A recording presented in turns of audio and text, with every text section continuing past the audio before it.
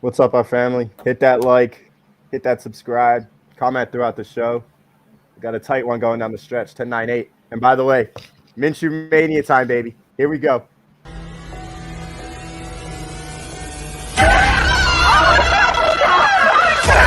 Let's go!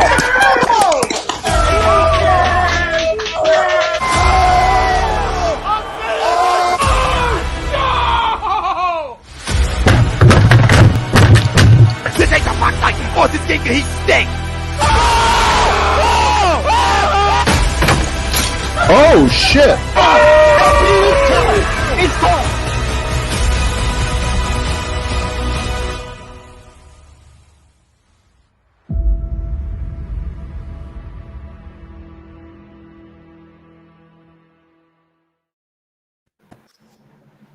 What is going on, everybody? Welcome to another edition of the Phlite Show, coming to you live every Monday night. Tonight we're at 9 o'clock, joined by Mr. Rob Brinkman from Sports Hounds. Joining us tonight, going to be a special guest co-host. So thank you for coming on, Rob. And as always, Evan Taylor as well. Remember, Phlite Zone always brought to you by Manscaped. For 20% off and free shipping with the code HUD at manscaped.com. Unlock your confidence. Always use the right tools for the job. We have a loaded show tonight. We obviously got to talk about what happened yesterday. End of the day, Eagles are a half game out of a wild card spot right now, and you got 4 division games remaining. So we will talk about the Eagles. We will talk about the end of the Sixers game. Currently 109-108, 6 minutes to go. Hornets are up. We check in on the Flyers as well. 5-3, second intermission right now. They are down. Let's see if they can maybe get a comeback going. I think they're going for 9 straight losses right now. So hopefully that doesn't happen. We'll get to our weekend winners as well. So big show, college football playoff, NFL Week 13 around the league.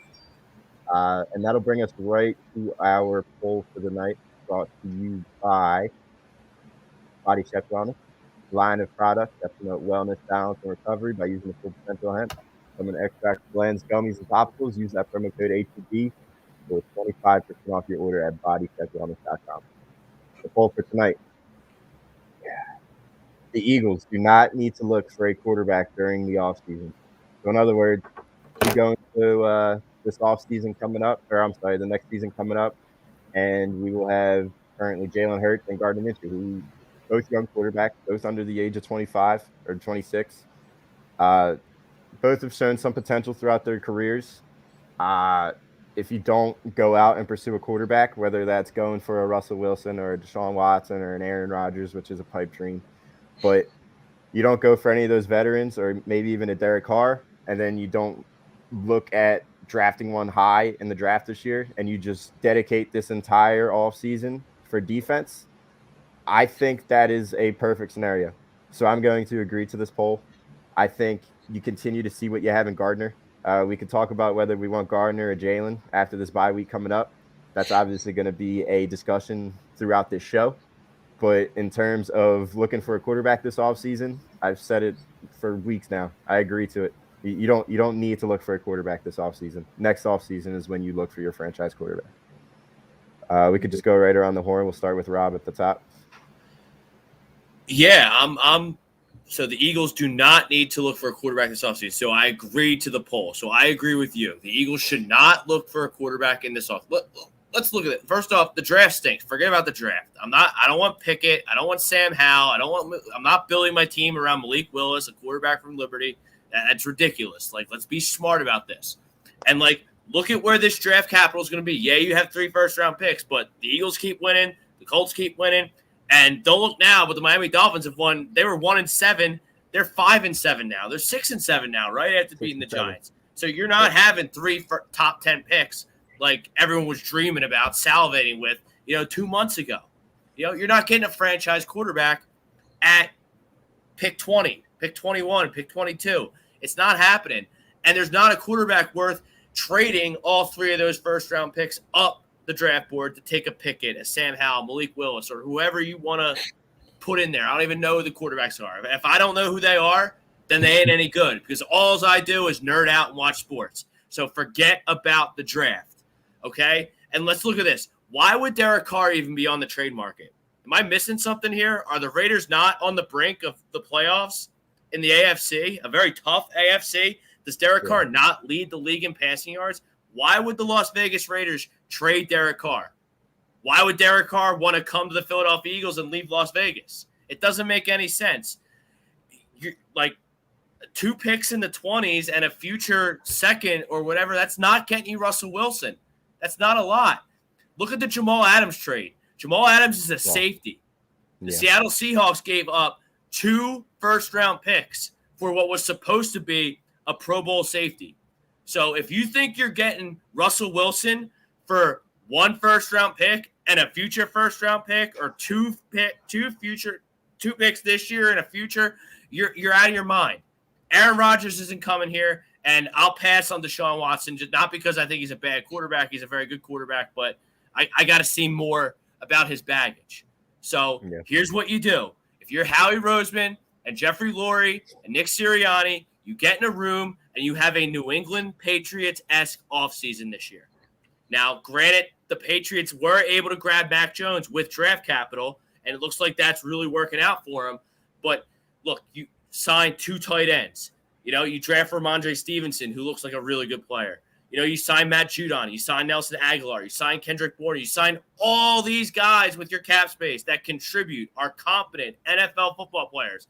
And look, you go from a non-playoff team to going into the night, they're the number 1 seed in the AFC, a very good AFC, which I just pointed out. So use your draft capital, use your salary capital, have Jalen Hurts and Gardner Minshew battle out in camp. Competition breeds greatness, fellas. So let them, and then, like you said, Jimmy, if one of those guys, and those guys aren't franchise quarterback, like I know everyone's Minshew up, everyone's making it up, and the Jalen Hurts people, they have their agenda too. They're not the answer, neither of them. Neither of them are the answer. That's why I laugh when people tell me there's a quarterback controversy in Philadelphia, right? Like there's not. You got 2 bottom tier quarterbacks. Yeah. Like, you got 2. You can't have a quarterback controversy when you have 2 bottom tier quarterbacks. And when it comes to and Evan, I'll get to you in a sec. But when it comes to just the quarterback controversy in general, we'll get to that next point. If it were me, I'm riding with Minshew for the sole fact that Jalen Hurts is yet to win a divisional playoff game or a divisional regular season game. You got 4 games left, 2 against the Redskins, 1 against the Giants, 1 against the Cowboys. And if you win out, you in a way control your own destiny if you win out. So I haven't seen enough from Jalen Hurts to be able to be consistent in cold weather, and you're going to be playing in 3 out of the 4 next games in cold weather, right? And then B, Minshew's hot, 80% completion percentage. Are you kidding me? 188 yards in the first half with one incompletion, and then you're actually using your weapons. Ride with the hot hand, and I want to hear everybody's narrative tonight. Yeah. Yeah, you guys both made solid points, especially you, Rob. I agree with everything you said. I don't really know that there is no controversy really because both these guys, as we saw, Gardner Minshew back in Jacksonville couldn't even have his own stand there until they went and drafted Trevor Lawrence. But I do think that the main thing this offseason, definitely use your cap space to get some decent players that know how to play football. Don't go and draft like the Sidney Joneses, the Jalen Hurts or whatever.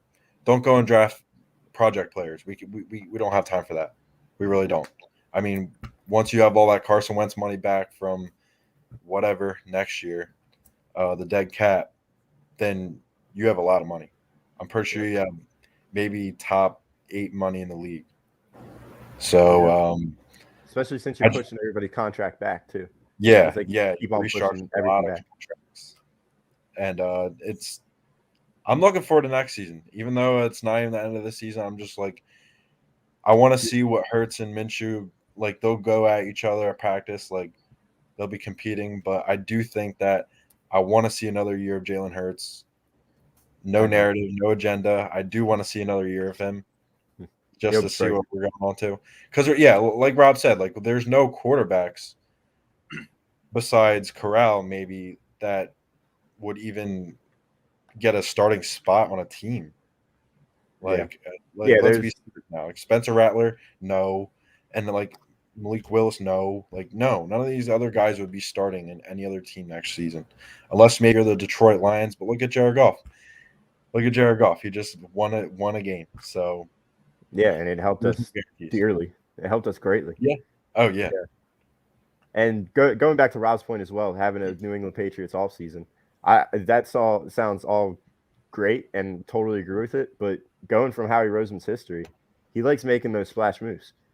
Patriots didn't make any big splash moves. They made smart, under the radar moves. That's why everybody had them as probably a 500 football team this year. And like you said, they're top seed in the AFC right now, in a tough AFC, where all those top dogs are fighting for 1 through, what is it, 6? 1 through 5 right now. So and none of those players are stars. Like, mind you that, and those players are like, I think Howie Roseman does have a weird obsession with trying to get Russell Wilson. I'm not saying I want Russell Wilson at all, but I think he has this idea in his mind where, oh, you could get Russell Wilson. He can maybe sign like a 2-3 year deal with you, let Jalen Hurts ride under his wing, and then Jalen Hurts can be just fill in Russell Wilson's shoes. And I feel like if that were to happen, I don't want it to happen, but if that were to happen, you're going to be giving up a lot of capital because of what happened with the Jamal Adams trade. Yep.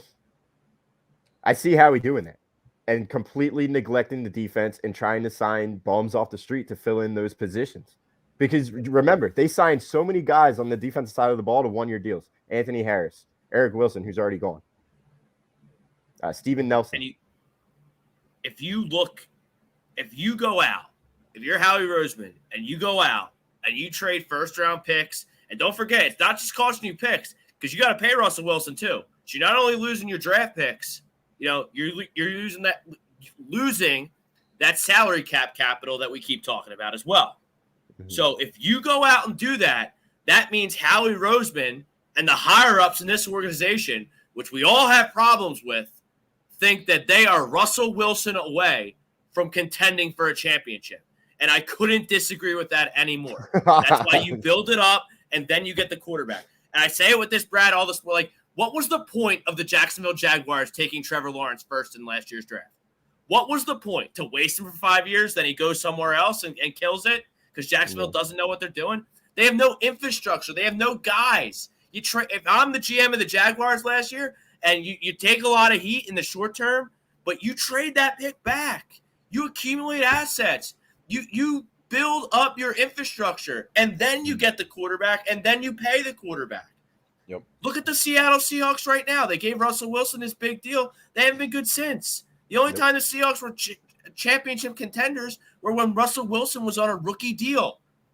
You grab Richard Sherman. You grab Wagner. You grab Cam Chancellor. You get the whole Legion of Boom. You have a good line. You get beast mode in the backfield. That's how you win. Yep. This narrative that you need Patrick Mahomes to win a championship is wrong. Yeah. Does he help? Of course he does. He's unbelievable. Aaron Rodgers, he's unbelievable. They're the greatest quarterbacks of all time. Nick Foles won a Super Bowl. Doug Williams won a Super Bowl. Jeff Hostetler won a Super Bowl. Trent Dilfer won a Super Bowl. So there's more than one way to skin a cat when you're building a football team. Yeah. And I totally agree with Jimmy is that Howie Roseman is infatuated with Russell Wilson because they missed on him in the draft and they had to take Nick Foles instead. I totally agree with that. And it worked out for us getting Nick Foles, by the way. So I still don't know why he's infatuated by him. Exactly. But Howie Roseman is. I'm just saying, you also had you had 2 decent years with Nick Foles. Chip's first year, 27 touchdowns, 2 interceptions. And then the next year he got hurt. But when he came back, he was a competent backup quarterback and then ended up winning you a Super Bowl. And look, did you see our team in 2017? Look at our Super Bowl lineup outside of Nick Foles. Well, by far the best roster in the league outside of Nick Foles. And it started. Obviously, Tom Brady significantly raises the Patriots stock. But if you looked at that Super Bowl and took the quarterbacks out of it, the Eagles should have been favored. And they were 7-point dogs because everyone's infatuated with the quarterback. But the Eagles won. Yep. Because they had the best roster. And it starts in the trenches. And that's what you need to continue to build up in this draft. Now, I'm not saying that we need to draft another offensive lineman in the first round. but you need to damn sure get a solid defensive end with one of those picks.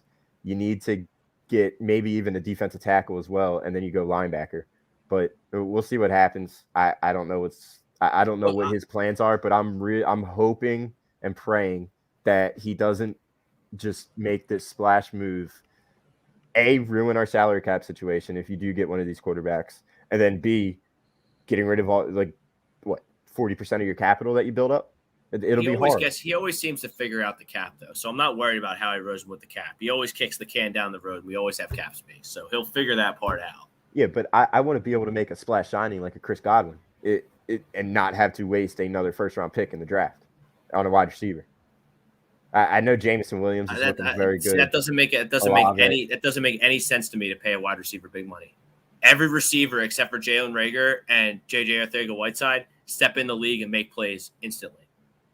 Yeah, but you look at what our receiver situation has been the past 3 years. Yeah, I'm not opposed to using 2 of our 3 first-round picks on receivers. Wow. At all. All right, but what happens in the cornerback situation or the depth? Are we going to have Derek Barnett and Josh Sweat continue to go out there? There's more rounds in the draft than the first round. Well, yeah, that's true. But you see what has happened. I mean, you got to steal in Quez Watkins, I believe, 6th-round pick, obviously. John Hightower gets open, but he can't catch the ball. But how many 5th, 6th-round wide receivers are you going to find? Not everybody's Antonio Brown, So that's why Howie Roseman and the scouts, that's why they get paid a lot of money to sit around and watch tape and find players. Yeah, I mean, I hear you, but if I can sit here in my basement and find better receivers than what Howie Roseman and the scouts have found with simple YouTube searches, imagine what I could do with a full arsenal of an analytics department and the full arsenal of a scouting department and all the tools that they have. I'd build a monster. Yeah. So you gotta trust you can't just neglect the draft because you've been burnt in the past. Yeah, I hear you. We'll continue to talk about this. Obviously, you'll be talking about it Sports Hounds as the weeks to come because at the end of the day we still have 4 regular season games left. As we highlighted in the beginning of the show, they are a half a game out.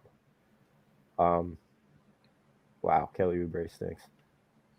I got 119, 117 right now, 35 seconds to go. Joe is bringing it up the court.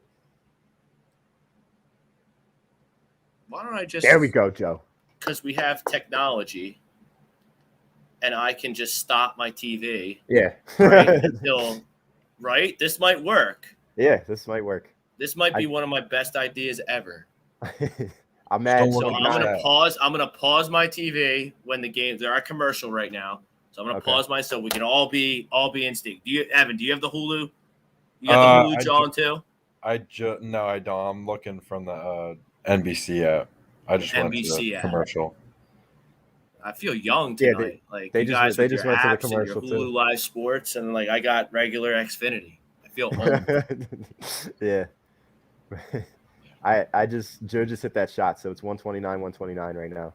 But I don't understand why they're infatuated to use Joel Embiid like a guard. I don't know. We talk about that guard, the other guard that we drafted. As soon as he brings the ball down the court, he's either dribbling it off his foot or he's going to travel. So this Sixers team is I've been watching basketball ever since I can remember. I guess we're approaching 2 decades now, and I've never been this crazy. This basketball team is never it's like a no other. It's the most unique thing ever. The game. I'll tell you when the game starts. So I'm at 20. I'm paused at 29.4 seconds. Joe's walking onto the court now. Yep. And we'll see this. This is the ball game right here. Yeah. And I don't understand why this basketball team is tied with the Charlotte Hornets, 119, when the Charlotte Hornets are ravaged with COVID and down 5 guys, and we have Tobias and we have Joe. I know Maxi's not playing. I don't understand why. It's got to be like this. I got Miles Bridges at the top of the key. Tobias is on him. 20 seconds left. Yeah, we're good. We're in sync right now. All right. And they're not doing anything with this. They don't know what to do. It's Charlotte. There we go. Wow. I mean, that's our ball, right? With 8 seconds. Isn't LaMelo Ball on The this baby. team? Yeah, he's not. He's, Yeah, he's is that the what's- baby? Yeah. He has what's he have? COVID? Yeah, he's a part of the COVID spree in Okay. Charlotte right now. So they don't even have their point guard. And Yeah. they put up 119. And I watched the Sixers the other night against the Boston Celtics score 87 points. Yeah. Seems like every single Philly team is going to be ravaged with COVID this year. Every single one. Besides the Flyers, they just suck. Oh my god, look at the baby. Yeah, this So team. what? We got 8 seconds left here. Yeah, we're gonna get the inbound timeout right now. I feel like I could blindfold myself. I feel like I'd turn the game off now and tell you how it ended. It's gonna be a horrible inbound play, right? And it's I've gonna never be seen going a into- team. I've never seen a team with worse inbounds plays.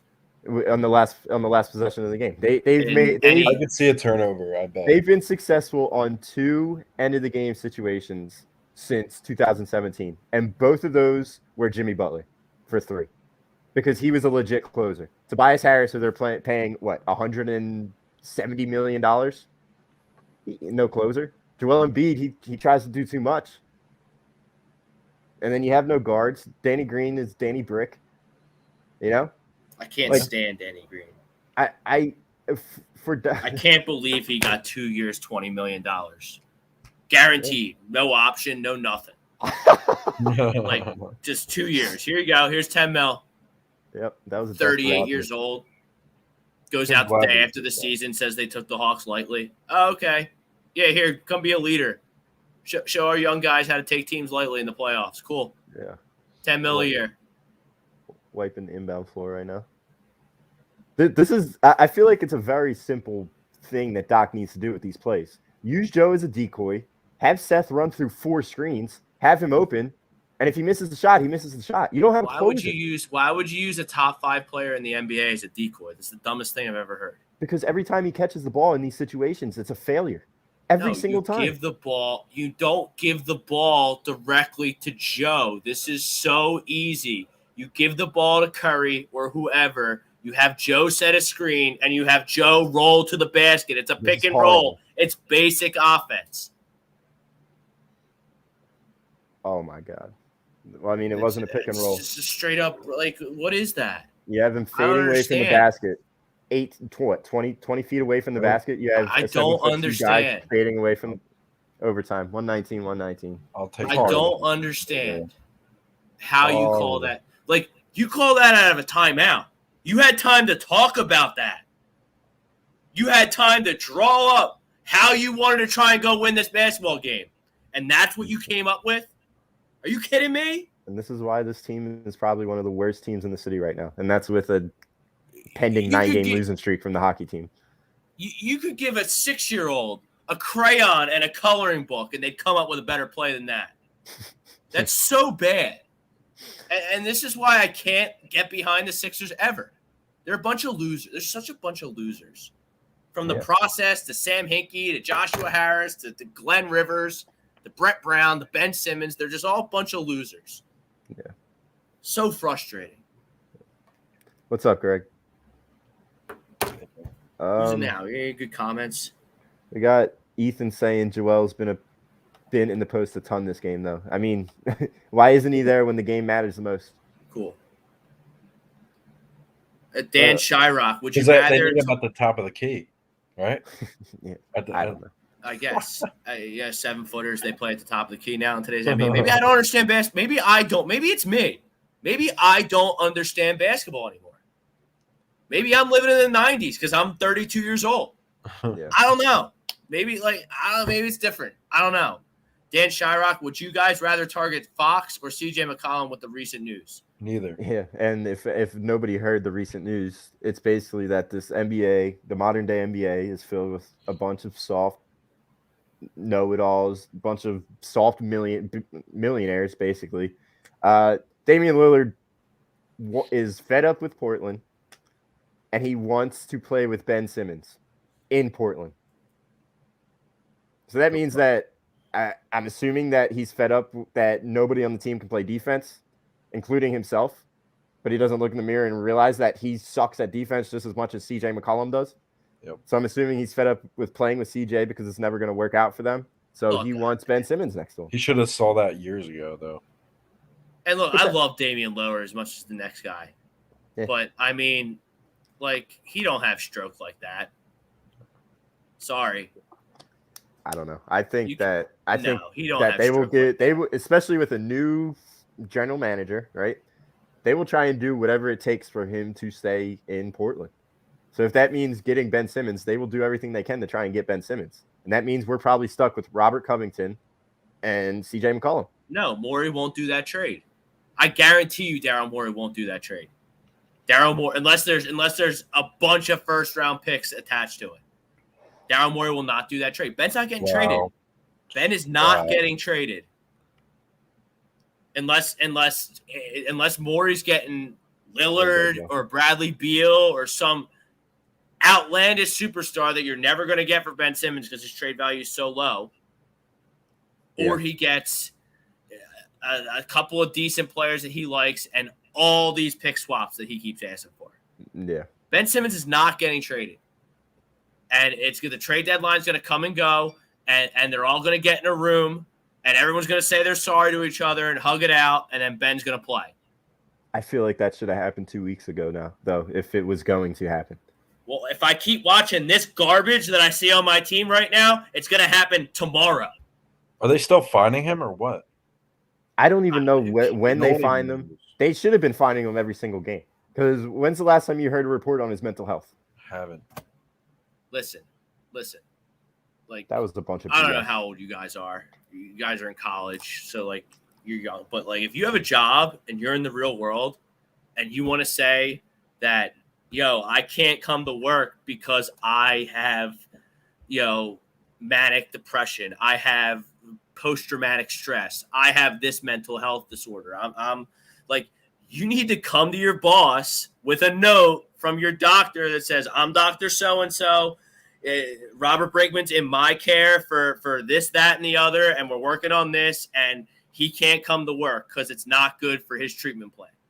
I don't know in what world Ben Simmons and Rich Paul can just say, we're not coming, we're not showing up, and we're just going to do our own thing on the side, and you're not allowed to ask any questions about it, and we don't need to give you any documentation about what's going on. Yeah, you do. I'm cutting the check for $100 million for you to go practice with St. Joe's. Yeah. And to hire pool teams. In no world is that acceptable. That's not how the world works. Nope. Mm-hmm. He's an entitled brat. He's been like this all his life. So, and exactly what hit Rich Paul and Ben Simmons and Team Ben, exactly what they want is going to happen. The Sixers are going to get so bad that they're going to have to get Ben in a room. They're going to have to bow down. They're going to have to kiss his ass. They're going to have to kiss his feet. They're going to have to say they're sorry. And they're going to have to beg this guy to come back for them to even have a chance to get to an Eastern Conference Finals, which I don't think is happening with or without Ben. Nope. Yeah, I said it perfectly. I'm unsure. And like Danny Green, that the moment he does come back, right? I feel like there's going to be a fake prolonged quad injury, or there's going to be a fake prolonged hamstring injury where he'll tweak it in the first 10 minutes and he won't play the rest of the season. I don't know if he can do that though, because that's just going to make the process longer of him being here. I mean, I don't know how serious Kawhi's quad was in his last season at San Antonio. Yeah, but Kawhi's good enough to have stroke. Ben's not good enough to have stroke. But Ben Simmons thinks he's good enough, though. That's why he's been holding out like this. Right, but if Ben wants to get out of here like he wants, he's going to have to come back here after he's not traded at the deadline and play ball, play ball well. Then Daryl Morey will be able to get what he wants for Ben Simmons. Do you think that's a possibility where he doesn't play until well after the trade deadline and he realizes that nobody wants his bum ass until he shows that he can play? Do you think that he will come back after the trade deadline after he makes that realization? I don't think so. Yes, I do. No, I don't think so, because his attitude, why would he want to come back? So that he's the hell out of here. Evan, he's a me guy, and he's going to have to play basketball for the Sixers to advance his me agenda to get what he wants. Yep. He's only going to play away games, I guess. Look, Michael Vick, I say this all the time. Michael Vick killed and buried dogs in his backyard. He came back and he ran around a couple times for the Philadelphia Eagles. Everyone forgot about it. Yep. He's on Fox. He's on this TV show. He's on that TV show. He's everywhere. If Ben Simmons comes back after the trade deadline and the Sixers start winning games, everything will be all good. Guaranteed. Because rabid fans like me and rabid fans like Evan and rabid fans like Jimmy and all the rabid fans in the chat, all they want to do is win basketball games. Yeah. They don't care. Yeah, dude. If Deshaun Watson's a creep and he creeps on women and maybe he's like, you know, a little handsy sometimes, but he comes to Philadelphia and he wins. We go 11-6. No one's gonna give a shit. No one cares. Nope. It's all about wins and losses. 100%. Yeah. Did they lose you guys can yet? hear me okay, Did right? Lose yet while I was yelling and screaming? Yeah. We hear you. I heard that there were some technical difficulties going on in the beginning of the show with my mic. I just wanted to make sure it was okay. Yo, John really came in here. Yeah, John just tried to FaceTime me. Totally ruined the momentum on my computer. It's all good. He was hanging with Justin Anderson. What's up? Xavier Hope, who do you think our 2020 QB should be? I personally think Hurts should be due to the fact that nobody is worth getting in the draft or free agency. Yeah, Xavier. We were gonna be transitioning into this question. We just got caught up in the Sixers overtime right now, but just my quick version of this answer is Jalen Hurts is 6-10 as a starting quarterback in the NFL. He has yet to win a division game. His completion percentage is in the bottom half of the league. His QBR is in the bottom of the league. His passer rating is in the bottom of the league. He has had way too many games this year where he has barely reached 150 yards, and he only does it because he's playing garbage time in the fourth quarter. And the biggest aspect of his game is he brings a solid run game to this team, which therefore opens up the field for the rest of the offense. But as it was evident yesterday, you had a rushing attack that went for over 175 yards without Jalen Hurts. So the running game didn't miss a beat, right? The offense was clicking. You had a quarterback that could stay in the pocket and make the throws down the field. I think there's a clear answer as to who the quarterback should be going into next season. And I think that is Gardner Minshew, and his backup should be Jalen Hurts. Because you drafted Jalen Hurts to be a backup quarterback. Everybody in the chat, everybody in the city of Philadelphia, it's factual. It should agree to that he was drafted to be a backup quarterback because the previous quarterback was injury prone in some people's eyes, right? Yeah. So I think you ride with and I don't think they're going to do this because I think the owner makes all the decisions, and apparently the owner is in love with Jalen Hurts. So it'll probably be Jalen Hurts for the last 4 games. We'll see what he can do in these pivotal games, honestly, if you want to make the playoffs. If you win out, which you got 4 games that you could win, right? There shouldn't be any blowouts. There shouldn't be any games where the offense doesn't show up like they did last week against the Giants. There shouldn't be. Yeah. But yeah. I think that Gardner Minshew should keep the key. Let's see what Gardner Minshew can do with this roster, with this head coach in the last 4 games of the season in must-win games. You know, Jim, I think that once we come back from bye, I think we will see Hurts on the field first. And if he can prove that he can actually win a divisional game, I feel like if they lose, they're playing Washington, correct? Yeah, down there. They're okay. So if they lose that game, I feel they're going to go and throw in Gardner in the next game against, isn't it Washington again? But Evan, don't you understand if you lose that Washington game, it's too late? Yeah. I mean, they just want to make Hurts look not as bad so they can throw him back next season. I don't know. And I don't understand how Jeffrey Lurie, a guy who wants to air it out all the time, who was critical of Doug after running the ball on a Thursday night victory against the Green Bay Packers in Lambeau Field, is infatuated with Jalen Hurts. According to Jeff McClain, that's the case. I like Jeff McClain. A lot of people don't. I don't understand why Jeff McClain don't. He's been doing it for a while. He's clearly got sources. He knows what he's talking about. He has tough, good questions, and the athletes don't like it. I love that. But he wants to report that Jeffrey Lurie is infatuated with Jalen Hurts. That doesn't make any sense. Then why are you getting rid of Doug for running the ball against the micromanaging a Super Bowl winning coach for running the ball too much? It doesn't make any sense. Yeah, nothing about the top of this organization makes any sense. I still think that Jeff McClain is a mole for the Eagles organization, and in a way, he does all of these articles just to try and slow down any heat that they could take. So, in other words, but they all do that. That's how they get sources, and that's how they get quotes. Oh yeah, exactly. But I think the fact that Jeffrey Lurie is trying to get all the blame per se, and saying that he wants to keep Jalen Hurts, but Howie's the one that wants to try and move on and find a quarterback that could pass. I think they both just want Jalen Hurts to stay because they don't want to look bad. But you can't get rid of the owner. You could get rid of the general manager. That's why Jeffrey's trying to take heat off of Howie. We can just let's just save our breath and move on that one. Howie Roseman's never going anywhere. Yeah. Jeffrey Lurie's never going anywhere, and it doesn't matter. Doesn't matter what happens. Yep. Okay? That's why I was praying in the 650,000 emails that were collected in the Washington football team scandal. I was hoping maybe Jeffrey or Howie slipped up, sent something stupid. Yeah. So that we get rid of them. That's the only way it's going to happen. They're not going anywhere. And, how cool was it on Sunday? And to compare Jalen Hurts and Gardner Minshew, how cool was it on Sunday to, watch a quarterback read a defense? Watch a quarterback go through progressions. Watch a quarterback I know Gardner Minshew doesn't have, a cannon arm like you would want if you were building a quarterback in a laboratory, but he had touch on his passes.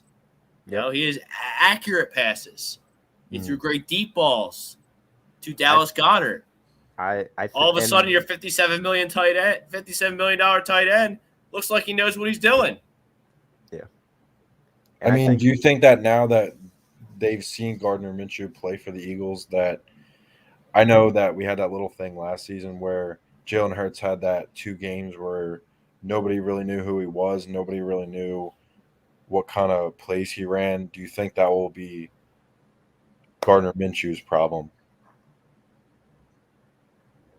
Look, Gardner Minshew, he's got tape problems. If you play him for a whole season, his flaws are going to come out. He played great on Sunday. He was all jacked up. He was excited to be starting, and he played a good game. Mm-hmm. He's dressed like the Iceman from Top Gun. It was sweet. It was sweet. It's hard.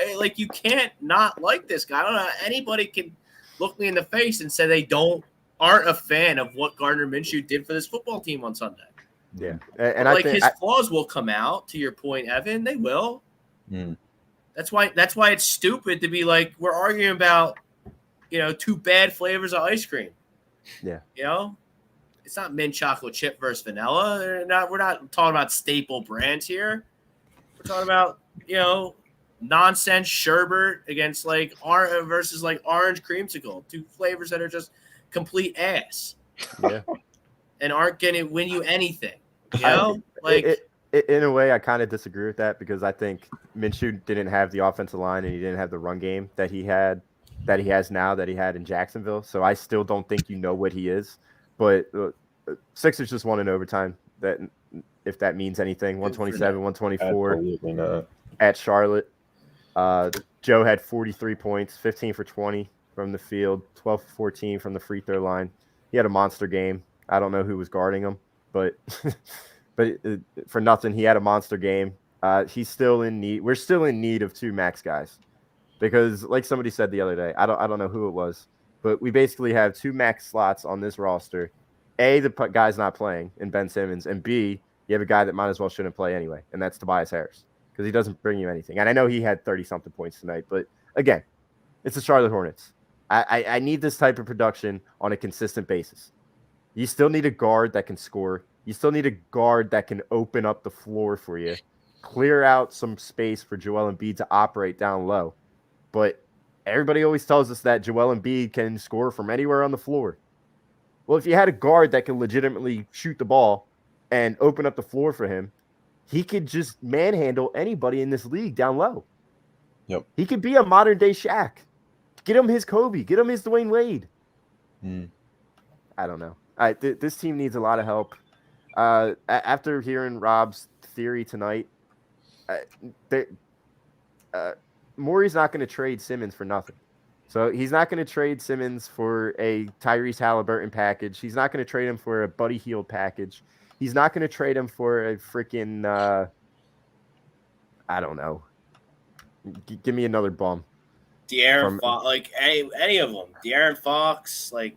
And I know people are infatuated with De'Aaron Fox, but I don't think they don't put you over the top. You know, you're still going to struggle to get out of the second round of the playoffs if you have a De'Aaron Fox. So, I don't know. I think he'll come. He might come back after the trade deadline if he's not here. Now, if he stays and plays and doesn't fake an injury, who knows? But and let's hope that my friend Jimmy here doesn't act like the little what Rob said earlier. As soon as he comes back, he starts rallying around him and saying that we should, you know. I mean, if he until we know when the if he starts to win basketball games, what is there to argue about? Like we obviously what we are. Jimmy's going to be all Ben Simmons up if he comes back and is averaging a triple double and the Sixers win 10 games in a row and they shoot up the Eastern Conference standings. As will I, as will Tom Arnone, as will everyone here at A2D Radio.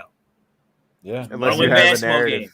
Regular narrative season doesn't matter. That's what Jimmy says. But if Ben Simmons gets hot, you already doesn't matter if you're. Doesn't matter. It does matter if you got to play in the fucking play-in tournament. That's what this basketball team is right now. I don't even like this conference. If Ben Simmons stays out and they don't get a package for him and he doesn't come back after he's not traded at the deadline, I'll be shocked if he's traded at the deadline. I'll be shocked if he's traded, period, this season. That's what they're going to be. They're going to be in the play-in tournament. Yeah. This is – I know Mr. Wayne's just cooking up some controversy. If you're in the play-in tournament in what, year 10 of the process, you lost for half a decade to not even be a top 6 seed in the East, I'll lose it. I'll lose it because I'm already like this close away from never watching this basketball team again. I think about that every single night they're on. I haven't watched one Flyers game. Like, I think I've watched at least 3 Flyers games this whole season, and they're all shootouts. I'll just watch my college hoops, and that'll be my basketball fix. I already do that more anyway than I watch the Sixers.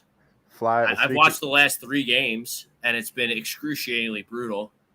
Oh, yeah. Tonight was the best they looked because Tobias played. But, like, you're telling me they're beating the Boston Celtics in a 7-game series? No. Yeah. I love the Knicks. I've watched the Knicks a couple of times this year. I love the Knicks. I love the way they play. Love it. They are.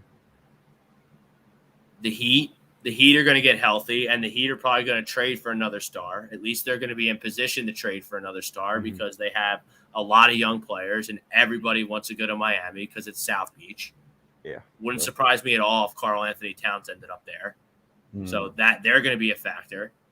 Brooklyn's better than you. Milwaukee's better than you. Washington never loses. The Wizards. Like, we're talking about the Wizards right now? I don't think Joe's losing to the Wizards. I think Joe can carry you through the first round depending on who you play. I don't know. The Wizards are a very deep basketball team. And talk about addition by subtraction in terms of getting rid of Russell Westbrook, who's just a crumb cancer if there ever was one. Yeah. They got a lot of good basketball players that can give you solid minutes to play on your basketball team for a me guy like Russell Westbrook. Yeah. I hear you. I wish Daryl Morey won't trade Ben Simmons for a package like that. Like, you got Montrezl Harrell, Kyle Kuzma, Caldwell Pope. Like, if you got that, like if the Lakers gave you that package and they took Ben in the offseason, like, we'd easily be talking about one of the better teams in the Eastern Conference. Mm-hmm. Yeah. Easily. And you bring up that package, and that's a package full of role players. But the thing is, we're lacking role players because we have a bunch of role players that stink. Shake Milton stinks. Furkan Korkmaz stinks. Georges Niang was on a hot streak, but he's been pretty inconsistent over the I can't recent take weeks role struggle. players, honestly. I can't, because it's every time we trade and we get a role player, what the hell do they pan out to be? Yeah, I mean, could you really say Tobias Harris wasn't a role player when you traded for him? He was the best. He was the best guy on a team full of above average role players in the Clippers, and then you got him, and you saw what he actually was. And Molly Mall says that Ben is trash. Trade trash for trash or picks. I think not trash. I don't think he's trash, because you see what the Sixers team is right now without him. It's the same exact roster, and we didn't struggle like this at all last year, pending the Atlanta Hawks series. And even then, you weren't really struggling in that Atlanta series. It was a combination of Ben Simmons not playing offense in the fourth quarter and Doc Rivers absolutely choking away another series. I mean, this team is record-wise, if they didn't get hit with that COVID, then they're a top 3 team right now in the East, at least. But I'm not making an excuse for it, but I'm just saying, like, they didn't have that last year. Like, where they didn't have Embiid for 10 straight games. Like, Molly Mall, I see you with the Cowboys aviator.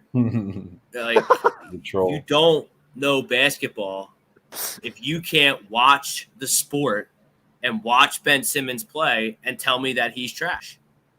He's not trash. He's not trash at all. He has a legit skill set. He's the best passer in the league. He's the best defender in the league. He can push pace. He can rebound the basketball. He's not Steph Curry, so everyone gets mad. And I don't know what happened to him in the playoffs, passing up dunks, and he can't shoot foul shots, which is frustrating as all hell. And he disappears and he becomes not aggressive. I get it, but for you to sit here and tell me he's trash and the Sixers would be a better basketball team if you traded Ben Simmons, a star, not a superstar, but a star in this league, for absolutely nothing, for pennies on the dollar, that does not make you better.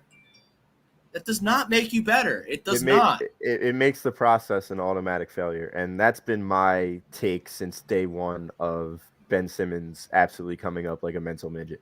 As much as I hated him, and as much as I still kind of hate him, I never wanted to trade him for pennies on the dollar, because I know his value. Because his value with Joel Embiid, your winning percentage is well over 69%. Like, you're automatically a top 3 team in the East with Ben Simmons. And you can say I'm a liar all I want. Just look at the numbers with Ben Simmons when he is on the court wearing a Sixers jersey. Now, I can't argue with anybody when it comes to the playoffs, because the last 3 times we've been in the playoffs with him, we've lost, and he's been the main reason why. Because we play 4-on-5 basketball, right? But yeah. I can't watch this because the NBA is already mediocre to begin with, right? It's not really fun right now. Nobody really cares about the regular season. But then you put on top of the fact that the Sixers are playing average basketball, that makes it 10 times worse. Like, it's fun to watch basketball in the regular season when Ben Simmons is on the court, because he's a regular season player. He's an all-star. He's an all-NBA talent come regular season, because he shows up and plays defense every night, and he opens up the floor for guys like Danny. He's the main reason why Danny Green got 2 more years, guaranteed for $20 million. The only reason Danny Green got 2 more years. He's the only reason why Seth Curry had an all-time career year last year. Dan Shyrock, he wants to say he's a great defender. I wouldn't say he's the best passer in the league. I mean, okay. Well, when he's driving and he's kicking to wide open Danny Green and wide open Seth Curry, and they're hitting shots, none of that's happening right now. None of that. Like, am I missing something? Are the people in the chat watching the same Sixers, the same trash Sixers team that I watch night in, night out without Ben Simmons? Ben, just come back. We're sorry. Like, just come back. Just come back. I'm there. I just got there. Just like that. Come back. Let's get everybody in a room. Let's everyone, like, it'd be like kindergarten. Like, Doc will say, well, Ben, we don't really like when you do this. Can you do better with this? And then Ben will go, hey, Doc, like, I didn't like when you call me out. And then Joe will come over and say, like, I don't like when you say you think, we can't play together. And everyone's going to air it out. Everybody's going to hug it out. And then Ben's going to come back. Like, please come. You're better. The GM's an idiot. He's not going to trade him. The ship has sailed. Just come back. Just come back. I won't even boo him. I was going to buy tickets to opening night and boo the shit out of him. Spend my hard-earned money to boo the shit out of Ben Simmons if he was on the court. But I'm over that. I'll buy tickets to cheer him if he comes back. First game, Ben Simmons back. I'll come back. I'll cheer him. We get a triple-double. Yeah. Yep. Come back. Like, you just said it. Are the Sixers a better team with or without Ben Simmons? They are 10 times better. Okay. Are the Sixers getting past the second round of the playoffs without Ben Simmons? They are not. They might not get past the first round. Well, come back. Come on, Ben. Come back. And the one thing that he always did was he played basketball in the first round of the NBA playoffs. He did. He had some of his better games in the first round of playoff basketball in his career. So Ethan says trade Maxey, Seibel, Springer, and 2 firsts for Fox. Why would the Kings do that? They wouldn't do that. Ethan. They already have Tyrese Halliburton, right? They have all these guards. They drafted another point guard this year. There's no reason why they would do that. Good. Yeah. So if anything, maybe try and that won't even happen. But that's just throwing stuff out there. Trade Tobias' contract to the Kings and maybe try and get one of their guards. But no more closers. That's the issue. They play for the Kings. Yeah. There's not a closer on the Kings. Yeah. I don't want any Kings scum because they have all these young guys. They have a leader in Harrison Barnes, and they never win anything. So why? Jonathan Almonte, y'all Sixers fans really got a soft spot for that bum-ass Australian. I hope I find someone who loves me as much as y'all love Ben Simmons. I hate Ben Simmons. I can't stand him. I think he's spoiled pussy. And I can't stand him. He's been coddled by his parents his whole life. They tried to make him work at LSU. He's the only number 1 pick ever to not lead his team to the NCAA tournament. Dude, I don't think he talked to anybody at LSU. Like, not one person. I don't think he had even one conversation. He didn't even go to class. Yeah. Did you see the documentary? I think it was Showtime or HBO? I didn't want to see. He got suspended some games because he didn't go to class. He didn't go to class. Yeah. Like, I don't understand how Ben Simmons' camp let that documentary show. No. He looked so bad. Yeah. And like I said, he's the only number 1 pick ever to not lead his team to the NCAA tournament. So you have Ben Simmons, LSU too. It's not like he played for Merrimack. He played for LSU. His godfather or some bullshit was the coach. Then he comes to the Sixers. His dad's buddy, Brett Brown, is the coach here. He lets him do whatever he wants. You know, there's no structure, no nothing. He doesn't practice with the team. Ben, can you practice your foul shots? Like, no, I'm not going to practice with the team. I'm going to practice with my brother. He's going to show me how to shoot. Like, I hate Ben Simmons. Anyone who likes Ben Simmons is just screaming for attention. Yeah. I hate Ben Simmons, but I just watched 3 rather trash games in a row, and they go 2-1 somehow because it's the NBA and it's just mediocre and average. But this team is better with Ben Simmons. So I'm putting my differences aside, and I'm sitting here right now begging Ben Simmons to come back and play. It'll be okay. Come back and win, and it'll be fine. And I'll use this example till the day I die. Michael Vick buried dead dogs in his backyard. He's on Fox Sports all the time because he came out of the clink, and he came to Philadelphia, and he almost won MVP. All you got to do is be good at sports in this country, and everyone forgets anything bad you ever did. Look at O.J. Simpson. O.J. Simpson chopped his wife's head off. He was good at sports, so he got a pass. You know? Yeah. Ben Simmons didn't do anything bad like that. He's just a pussy. Like, come back. Dan. Everyone's going to get in a room. Everyone's going to say they're sorry, and Ben's going to play because he ain't getting traded.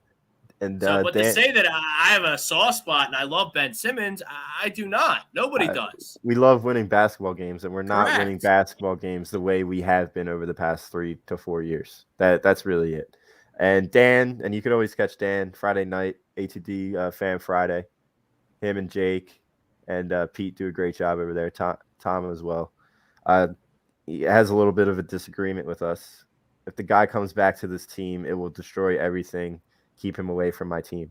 I'm going to full-heartedly disagree with this because we just look at everything that's happened. And you could go back to even last year when Joe effed up his meniscus and he was out for a month. This team still stayed the number 1 seed, and Tobias was playing at a max contract level. Was that because of Tobias Harris, or was that because of Ben Simmons? Was that because of just single-handedly Tobias Harris? I don't think it was. I think it's because Ben Simmons just he has a presence out there on the court. And I'm not saying just eliminate all playoff talk right now. When it comes to regular season, winning basketball games, watching fun basketball, it's fun to watch the 76ers when Ben Simmons is on the court in the regular season because he opens up the floor for everybody else on the team, and he sets that tone on defense.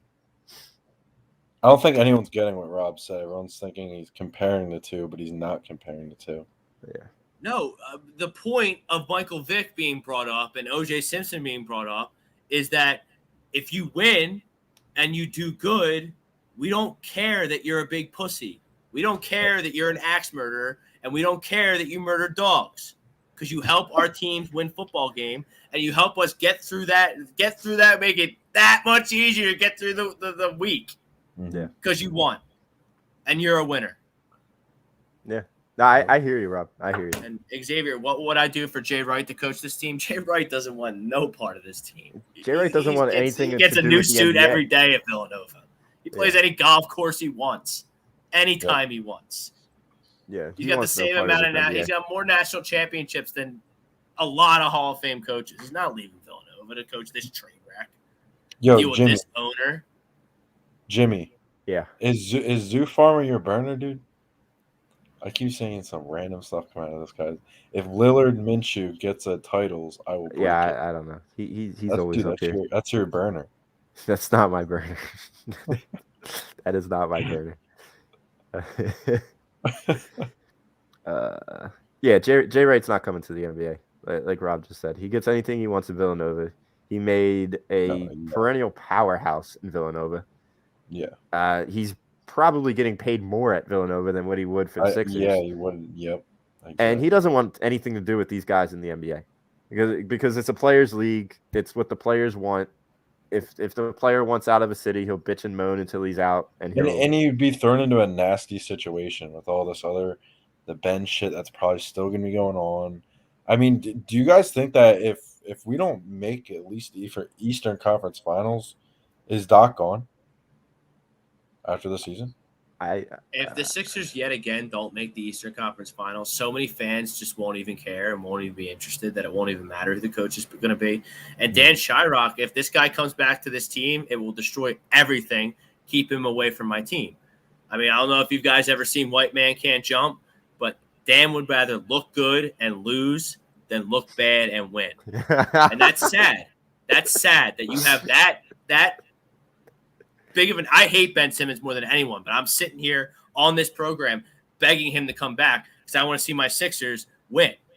So if you want to look good and win and you want to sit there and feel big about yourself because Ben Simmons is a big pussy, I don't want him on my team, and lose basketball games, then you're a fool.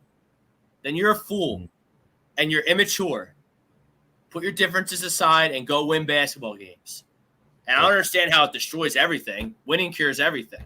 Sixers are a better team with Ben Simmons. Plain and simple. Period. End of story. Can't be argued. Yeah. Jimmy said the stats a few minutes ago. Can't be argued. So I'm over it. I want him to come back. Yeah. I'm gonna bend over. I'm gonna shine his shoes. I'm gonna make sure he's got everything he needs to warm up. I'm gonna make sure his brother's right by his side. Brett Brown, if he wants it, whatever he wants. You want to play video games till 5 minutes before the game? Cool. You need some Manscaped. Yeah, game starts at 7, bro. Come on back. We need you. I just want to address John's comment real quick because he is in love with Paul George for some reason. This was back before the notorious playoff choke when I saw the potential in Ben Simmons, when I saw that he was the best defender in the league and the best passer in the league. And he could guard anybody 1 through 5 on the court any given night. At the end of the day, I'm not saying he ever will, but if Ben Simmons ever decides to just score 16 to 18 points a night, he is a top 5 NBA player in the league. And there's no argument when it comes to that.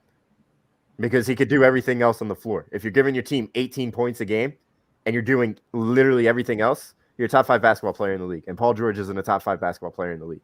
So that's my only beef I have with this comment. Jamie, I have a question though. Would you trade 2 first rounds and Ben for PG? Yes. No. Yes. Right now I would do that. Yeah. But the Clippers won't do that. No. Why would the Clippers do that? The Sixers have no leverage. They have absolutely no leverage because the last time this guy played basketball, he didn't show up in the last 7 fourth quarters in a playoff series, where all he needed to do was just show up. Let me, as Tom always says, let me know that you played. Ben Simmons didn't let us know that he played in those 7 games. Like you guys are trying to make me come out and go back to my old ways of being a part of Ben Simmons' legal team. The only person that's a part of Ben Simmons' legal team is Ben Simmons right now. Even Rich Paul had enough of his shit for a little bit there. But I don't know. What do you guys think of DeJounte Murray? I don't think Ben Simmons would be capable of playing with Pop. But I don't think Pop wants anything to do with him. No, he wouldn't. Not at all. No, he's a good player, but and after this little scenario, which probably will never happen, let's go back to some Birds talk. We'll go back to some NFL talk, and we'll continue on with that. DeJounte Murray, a good player. That's probably the closest non-superstar I could get back and pull the trigger on that trade, and I think you still lose something, but not as much because he's not as good in transition, but he can defend. What about Shai Gilgeous-Alexander? Oh, for sure, but I don't think the Thunder will do that as well. Why wouldn't they? I feel like if you go and trade, like we can give you picks too. I mean, and then they just go and trade Ben somewhere else. They have more picks than God right now. Yeah, but Daryl Morey thinks that he should get Shai and picks, whereas the Oklahoma City Thunder and these teams say, "Okay, you give us Ben Simmons and how many picks for Shai?" Yeah, and because picks aren't Daryl going Morey has fucked picks this aren't whole going to thing mean up. anything. I hate that guy, man. Daryl Morey. I really picks aren't do. going to mean shit if you're like going deep into a playoff run. That's basically a second round pick. I don't like this Daryl Morey, man. I really don't. He's fumbled this from Jump Street. He should have recognized that Ben Simmons and Rich Paul were going to be like this and got something. He asked out at the draft combine in Chicago, which is months before the draft. So for him to not be traded at the draft, we saw the red flags. How can you say that you didn't think that this was going to transpire like this based on everything? Mm-hmm. Are you guys watching the Monday Night Football? I'm sorry. Josh Allen just stiff-armed the fuck out of one of the defensive linemen on the Patriots and just got a first. I think it was a first down on a 3rd and 7. That was unbelievable. It's been an interesting game. It's 11-7 Patriots. Patriots up 4. It looks like, I don't have the sound on, so it's tough, but it seems like out of the half here, the wind has died down. Maybe not. But, Allen's just got a cannon and he can throw the ball. I don't know. We'll see. They called a penalty on that? That is not a penalty. Yeah, they got to hit him. They hit 41 with late hit, which is a bad call, but that's the way. Horrible call. That's the way the league gets officiated. Number 8 tried to trip him after he stiff-armed the fuck out of him. That was a fucking get off of me stiff arm. That's a horrible call, though. Horrible call. I know Robert Saleh. I thought he was going to have a stroke yesterday. Yeah. And that was a bad play to freak out on because that was. Well, I'm sure it built up. It was built up frustration, and then he lost his shit on a play that. Yeah, he probably shouldn't have let it. he is the head There's coach. probably of the 4 Jets. plays before that where he wanted to blow a gasket, and then he finally blew his gasket on something that he probably shouldn't have blown his gasket on. But yeah. I mean, they had to know they weren't going to win. Out of here. But Before we move on, one last point that Dan brings up before we move back to the Eagles. I know you guys disagree, and that's fine, but I believe closer to the deadline, the smaller shit markets will be in on Ben, and something will come together. The only thing that I am opposed to is I don't want a shit package from a shit small market for Ben Simmons. Yeah, but Dan, don't you understand? What do you think? The phone's not ringing for Ben with Ben Simmons? Daryl Morey probably gets multiple phone calls a day about Ben Simmons. Honestly, and teams trying to trade for him and lowball him. Yeah, they're trying to finesse him. They're not trying to give him what we. The trade packages aren't gonna get better. The longer you wait on this shit, the less you're gonna get. And another thing, those low market teams, they're not gaining anything as the season progresses. They're just waiting for the next season to come so that they could try and get more decent talent in the offseason. As the season goes on with these markets, that nothing's changing. They don't want to just, oh my God, let me get Ben Simmons. Let me give you my 5 best role players. They're not going to do that. But I don't understand the thinking that all of a sudden you're going to get what you want for Ben. As it draws out, the longer this draws out, the less you're going to get. At the draft combine, when him and Rich Paul approached the Sixers and wanted to change the scenery, that's when you were going to get the most. Now we're sitting here on December 6th. So the value was up here. Now his value is all the way down here, below the floor. And then there's 10 feet of shit. And then there's Ben Simmons' value. I don't understand the thinking that, like, all of a sudden, magically, the Oklahoma City Thunder are going to call you and be like, here's Shai Gilgeous-Alexander or whatever his name is. Or the Wizards are going to call you, oh, here's Bradley Beal. We want Ben Simmons. We changed our mind. Like, no, that's not going to happen. Which is why Ben's not going to get traded. And he's going to play. And what happens in the offseason and years after that, I don't know. Yep. But you look at, I mean, the last thing I'm going to say about Daryl Morey, who I hate. Have I mentioned I hated Daryl Morey yet on the show? I think I said it 14 times yesterday on the rant booth. I think I said it 18 times last week on the Sports Hounds. I hate Daryl Morey. I think he's a moron. But look at all the teams that he built. They're all guard heavy. Yeah. Like, they're all guard heavy. So he wants to keep Ben and make him happy. There was one point where they were making Robert Covington and PJ Tucker their 4 and 5. They're power forward and their center. And well, I mean, you had Harden, so like you can do but that. Your center was 6'5", and then you Chris had Paul a guy. Was another pussy, Chris Paul, who's never won a game of checkers in his life. If he plays in that game 7, they beat Kevin Durant and the Warriors in Houston. Yeah. They had him dead to rights. Rights. They're up 3-1, I think, in that series. It goes back to the point where this is a guards league. This is a scorers league. And it's going to be tough to win a championship with a big man. And that's where the trade Joel Embiid nonsense is coming from. And there's probably only one person in the NBA that I would maybe besides like the top echelon players and Steph Curry, Giannis, KD, which will never happen. But there's not many guys in this league that you would trade Joel Embiid for, you know. But it's you need to build right around them. You really set this franchise back when you kept Tobias Harris and used $175 million on him or whatever the cost was. Jimmy couldn't get because they held on to Brett a year too long, who sucked. Yeah, that was a tough situation because do you think? And I know this is just tick for tat, but do you think Jimmy Butler would have stayed here if Brett was gone and Ben would have stayed? Because a lot of people say that we chose Ben Simmons over Jimmy Butler. I don't know if that's the case. I think it was all Brett Brown, and that's why he wanted to go. No, I think Jimmy Jimmy whaps people over the head. And if you're a clown, Jimmy's going to call you a clown. He called Carl Anthony Towns a clown. I forget exactly what happened in Chicago, but he called a bunch of them over there clowns and got himself traded.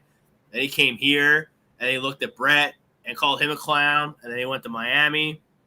So, like, Jimmy will call you a clown, and I fully believe that if Brett Brown got fired, and we would have a triumvirate of Jimmy Butler, Ben, and Joe, and maybe you have a championship, but maybe not. But you certainly feel better about that three than you do about Jimmy and Tobias, Joe, and Ben.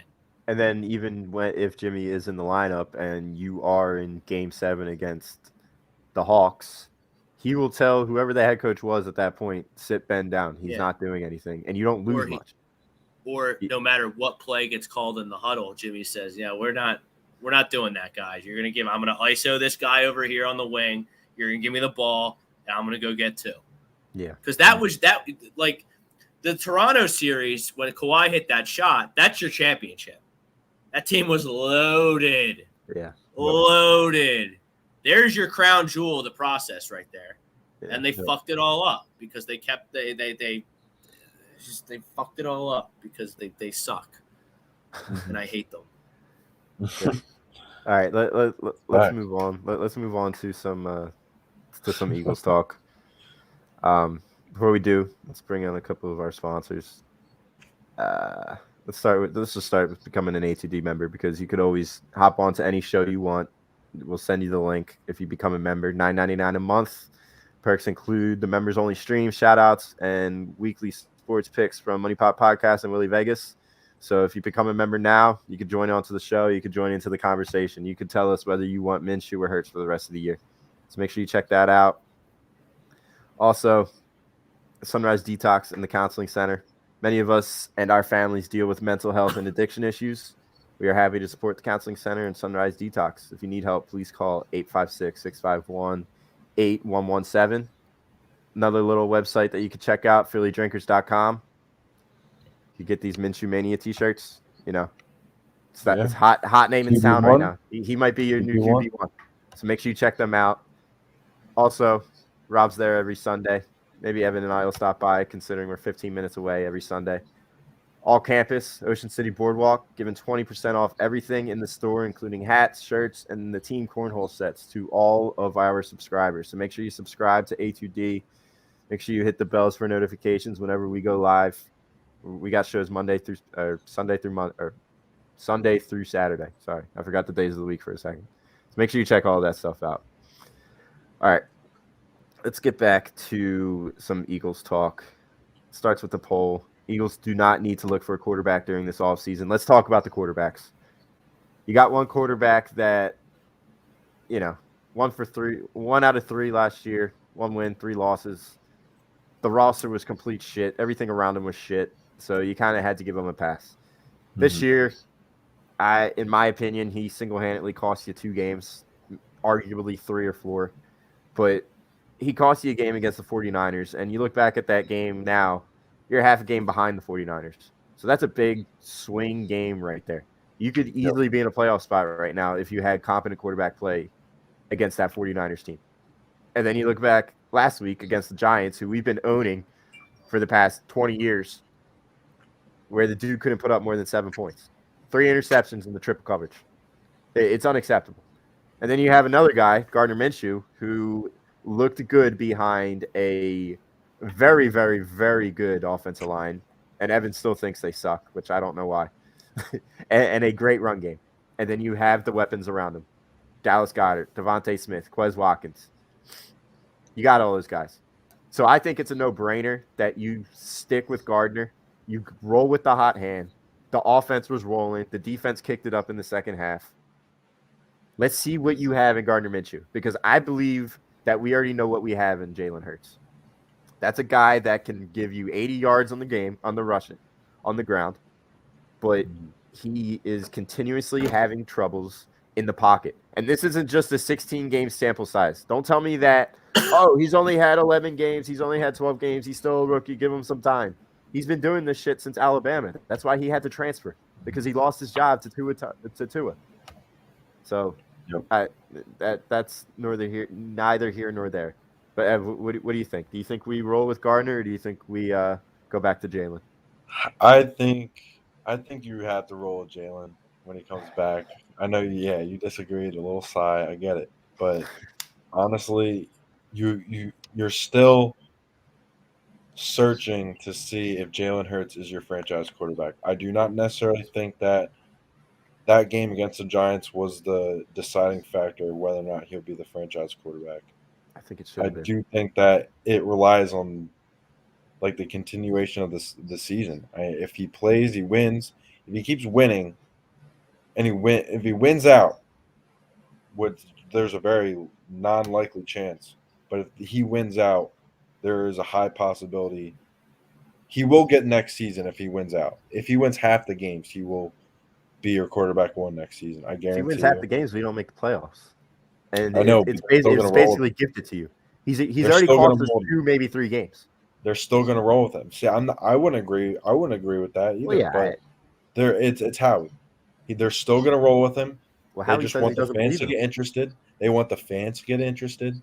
You guys are interested, right? I'm not interested. I have not had fun watching this Eagles team with him at quarterback. You're still interested because they're still in the playoff run. Yeah, because I'm an Eagles fan, not because I'm a Jalen Hurts fan. I mean, they're winning. It's the same, dude. They're not winning. He has 5 wins. He has 5 wins. Right. One of them's against the Lions. You're still interested. You put up 7 points against the Giants. Those 5 wins interested you, and they want to keep the fans not because of Jalen Hurts, though. Did we win any of those games because of Jalen Hurts? No, but we lost 2 or 3 games because of Jalen Hurts. That helped you a lot. You're in a last place schedule right now. Now with the best offensive line in football, with the best run game in football, and you see that they clearly didn't miss a beat yesterday with the run game because they put up 175 yards, right? So what do you need him for? What do you need Jalen Hurts for? Yes, I said it the whole season. I want to see what this offense is. I want to see what Nick Sirianni's offense is with a quarterback that can throw the football in the pocket. I don't know. I'm not disagreeing with you, Jimmy. Like, I want us to roll with Gardner and see what we got, but that's not what I think is going to happen at all. But we all know that's what should happen. I think the guys up top, they think their shit don't stink, and they're just they're gonna keep rolling this out until Hurts finds something. But I think it would also look bad on this organization, especially since 3 days prior to this game happening, Howie Roseman was critical of Jalen Hurts, saying that we need a quarterback that's able to throw the ball. They're both losers. Well, Howie, they're both loser quarterbacks. Yes, but this is my point. Howie Roseman just said that, right? You trade it for this guy in Gardner Minshew. You trade it draft capital for Gardner Minshew. And you just saw a guy that was capable of throwing the football, right? Uh-huh. So what is the point? What is the point of going back to Jalen Hurts if the general manager is saying that, I'm not too thrilled with Jalen Hurts' performance because I need a guy that's capable of throwing the football? They're not willing. They're not willing to do that. But the general manager just said that he needs a quarterback that's able to throw the football, and you just had a quarterback yesterday that was throwing the football. So if they go back to Jalen Hurts, who hasn't been throwing the football, who has been struggling to put up 150 yards through the air, that looks bad on Howie Roseman, and that makes him look even more like a clown, right? I don't know. What do you think, Rob? I'm looking at Gardner Minshew's stats right now. Not like his career stats, not just from Sunday. We all know what he did Sunday. 22, 23, 25, 243. Highest quarterback rating for an Eagles quarterback in 8 years, which is saying something because, Carson Wentz had a damn good season in 2017. He never had a rating that high. 2020, he had a 66% completion percentage. He threw for 16 touchdowns and 5 interceptions with a rating of 95.9. In 2019, which was his rookie year, he goes 3,200 yards, 21 touchdowns, 6 picks, another good ratio for a 91.2 passer rating. Yeah. Are we sure this guy's a backup? Yeah, people say that we haven't seen enough of Jalen Hurts. I don't think we've seen enough of what Gardner Minshew actually is, because he was playing with garbage cans in Jacksonville. No offensive line, no run game. He has an offensive line. He has a run game here. Let's see what this guy can do over these last 4 games that are pivotal games, in games that are very well capable, that you're capable of winning. I want to see if he's better than Taylor Heineke. Because Taylor Heineke's been playing better football than Jalen Hurts. I want to see if Gardner Minshew's better than Taylor Heineke, because he's going to have a chance to play him twice. So let's see if he's better than him. So in 2019, he played 14 games. That's a pretty good sample size. 21 touchdowns, 6 picks, 91.2 rating, 3,200 yards, 60% completion percentage. I'd like to see that 60% a little higher. But then he goes out in 2020. He plays 9 games. And he jumps to a 66% completion percentage. He only goes for 2,200 yards, but that's only because he played 5 less games. 5 interceptions, 95.9 rating. I want to see more Gardner Minshew after diving deep into those stats. Like if fanboys with agendas out there want to say, I need to give Jalen Hurts a fair shot, why can't I sit here and be a Gardner Minshew fanboy and say we need to give him a fair shot? I saw with my eyes. Stats aside, I usually don't look at stats because I use my eyes to watch football and all sports. And what I saw Sunday was a quarterback that was way better than Jalen Hurts. Now, I agree with Evan. I think that Jalen Hurts is going to start the game against Washington just because he's your draft pick. He's your second-round pick. You fumbled the Carson Wentz situation. You had a franchise quarterback. It's a shame because you had a franchise quarterback in Carson Wentz. Yeah, Is Carson Wentz Patrick Mahomes? No, but the Colts now have their quarterback for 10 years. And by the way, they might make the playoffs after a horrendous start. Yeah. So you gave away a franchise quarterback for draft capital, and everyone wants to say you gave him away because the pressure of the narratives that are put on in the city that we're trying to do once again.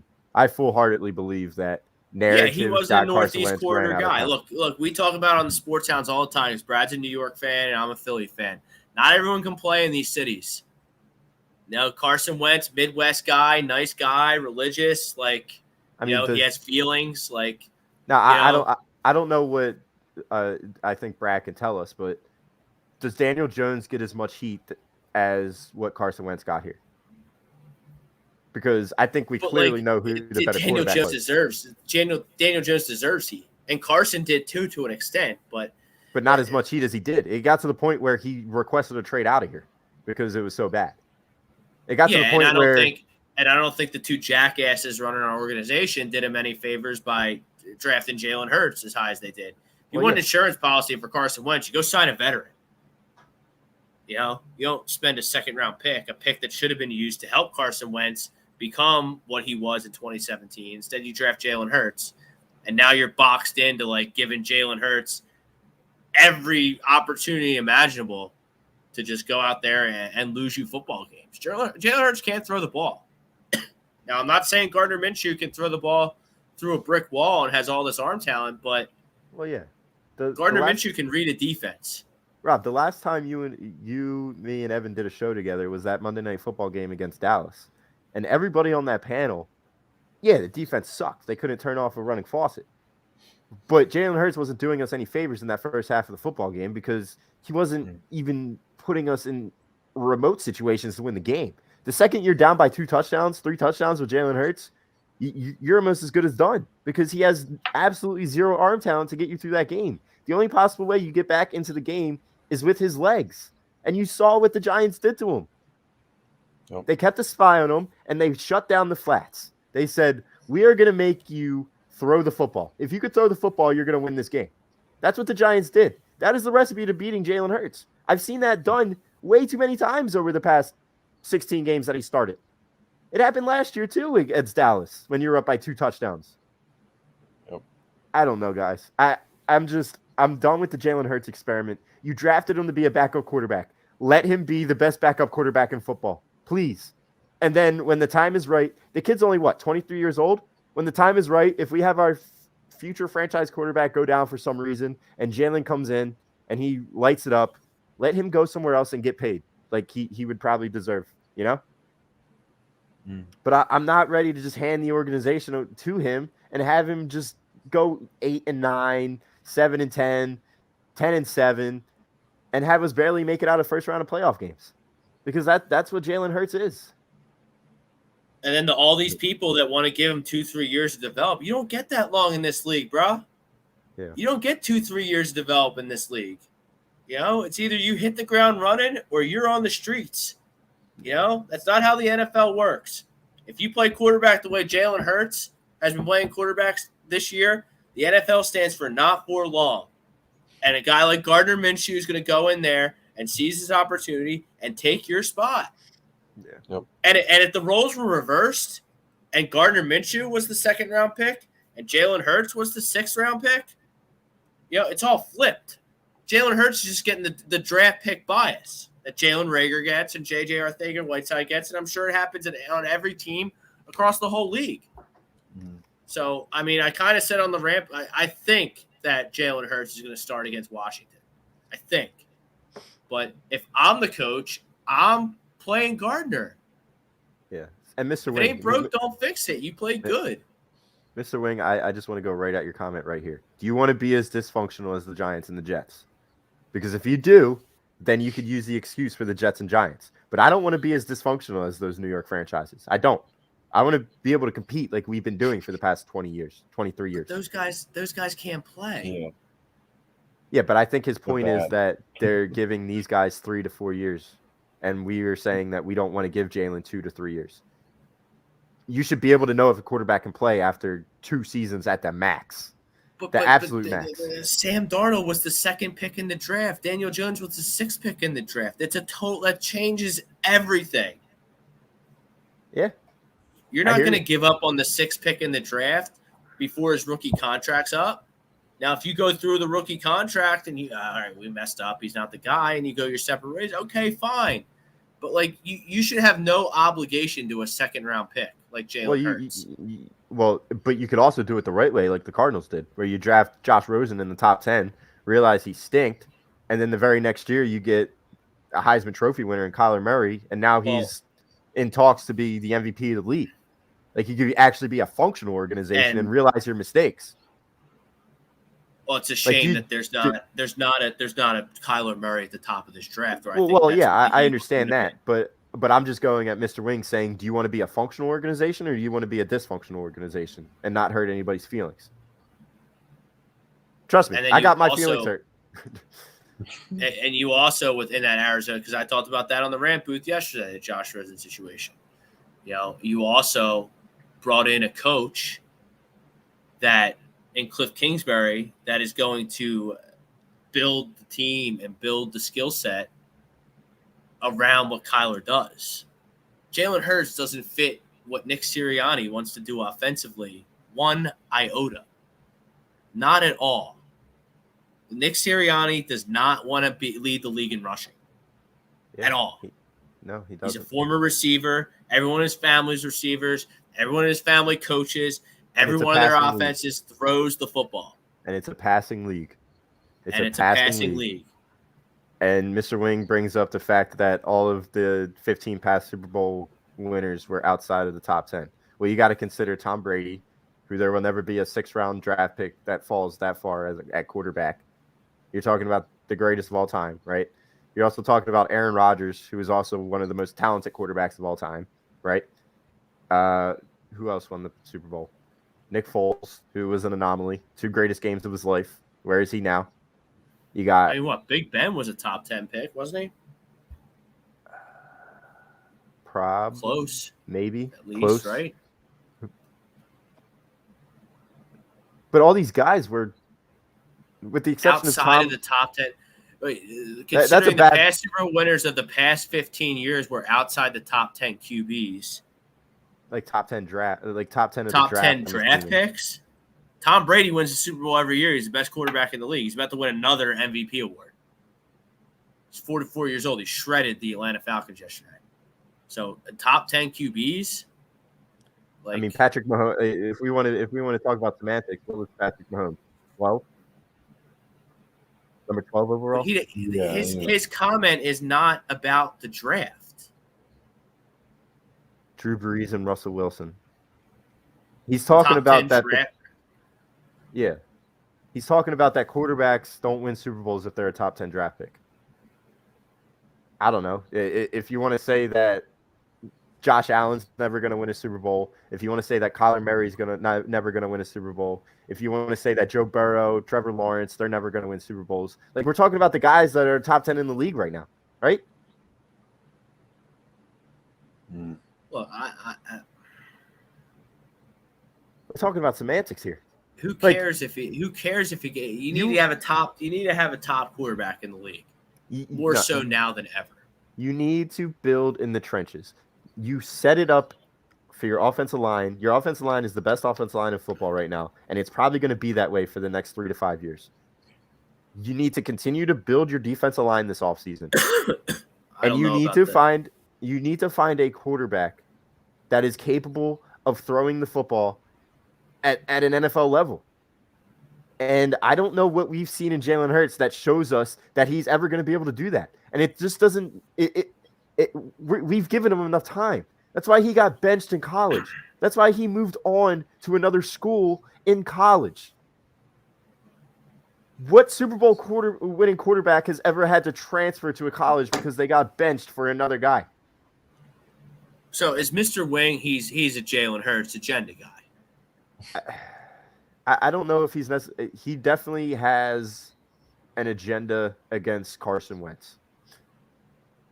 And I think so de facto he's a Jalen Hurts legal team member. Yes.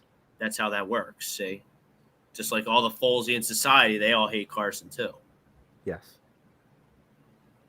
It's okay. I mean, look, if you want to sit here and tell me that Jalen, I mean, I don't understand what about Jalen Hurts suggests that he could one day win a Super Bowl. What have you seen? I don't know how you could be defending Jalen Hurts on a Monday after you just won 33-18 against the Jets, when your quarterback played a damn near perfect game where you could have had more points in the second half, but you were just laying off the gas pedals. You probably didn't want to show any more plays in the red zone, so you were just settling for field goals. You could have put up 50 against them. You really could have if you needed to. Like, how in the world can you be defending Jalen Hurts today? Jalen Hurts has nothing to do with what happened yesterday, and the quarterback just played a damn near perfect game. And don't tell me that it was just the Jets, because Jalen Hurts just struggled against the Giants in the same stadium. He says he loves Wentz and he loves Foles. I don't understand what you're getting at. I don't understand what you're getting at, Mr. Wing. What's your point about all these later round quarterbacks that are winning Super Bowls? It doesn't matter where you were drafted. It matters how you play once you're drafted. I don't care if you're Mr. Irrelevant and you're a quarterback and you win football games. It doesn't matter. It's about how you play once you're drafted. So, like, I don't understand what the point of pointing out top 10 quarterbacks don't win because Sam Darnold and Daniel Jones didn't work out. Okay. I can't argue that. Those guys stink. Like, when you see a guy like Trevor Lawrence, he's never going to win a Super Bowl. Trevor Lawrence won't do a damn thing in this league until he leaves Jacksonville. I'll tell you that. To say he's never going to win a Super Bowl, I don't know about that. Russell Wilson, a later round pick. No one even knew if he was going to play football. Drafted in baseball as well. You know, Kyler Murray, he looks damn good. He's picked in the top 10. So I don't understand what Mr. Wing's getting at. Does he want to give Hurts the ball more because late round quarterbacks win Super Bowls? If your narrative's late round quarterbacks win Super Bowls, then you should love Gardner Minshew. He was drafted in the same round as Tom Brady, the 6th. So I don't understand. Great, you proved your point. Daniel Jones and Sam Darnold suck. Yeah, great. I don't understand. I just don't understand where Mr. Wing is going with his comments. I just don't want to be as dysfunctional as them. Like, I want to be like good organizations and build. But like, you are as dysfunctional as them. There's always something going on. Yeah, There's always something going on. You've been competing for the past 22 years, 21 years. They've been competing my whole life. But there's still always something going on.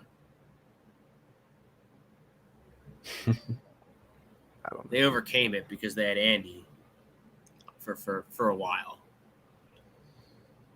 But no, bravo. I like Mailata. Oh yeah, he's a beast. Brought yeah. Mailata, Dickerson. I just don't know. Sayamalu when he comes back healthy. Driscoll when he comes back healthy. Lane Johnson still has at least 6 years, and I'll call that right now. Like He's 31. I don't know. You think Lane Johnson's going to be playing right tackle at 38 years old? Yeah. I don't know about that. I mean, you have Jason Peters. That would be like Peters part 2, like overlonging his stay for another 3 years after. So I don't know about that one. I hope Kelsey's okay and he doesn't miss time. He's supposed to be back. I think Really? They said he'll be back. He'll be back by the All right. I mean, Driscoll. I guess Herbig's going to be in there for Driscoll. Look. I don't know how we got on the offensive line, but the offensive line is pretty good. That should be the least of their concern. Of our concern, they're the best offensive line in football. They're the best rushing attack in football, and they proved that yesterday without Jalen Hurts. Those numbers are fake news, Jimmy, because you got a quarterback who can run. You put up 175 yards on the game. That's the exact point I made last week. Everyone wants to talk stats. Stats are for losers, Jimmy. Don't look at the stats. I'm not looking at stats. I'm looking at the fact that this offensive line mauls everybody. Did you see what happened to the Saints? One of the best rushing defense in the NFL. Did you see what happened against the Broncos? One of the better rushing defenses in the NFL.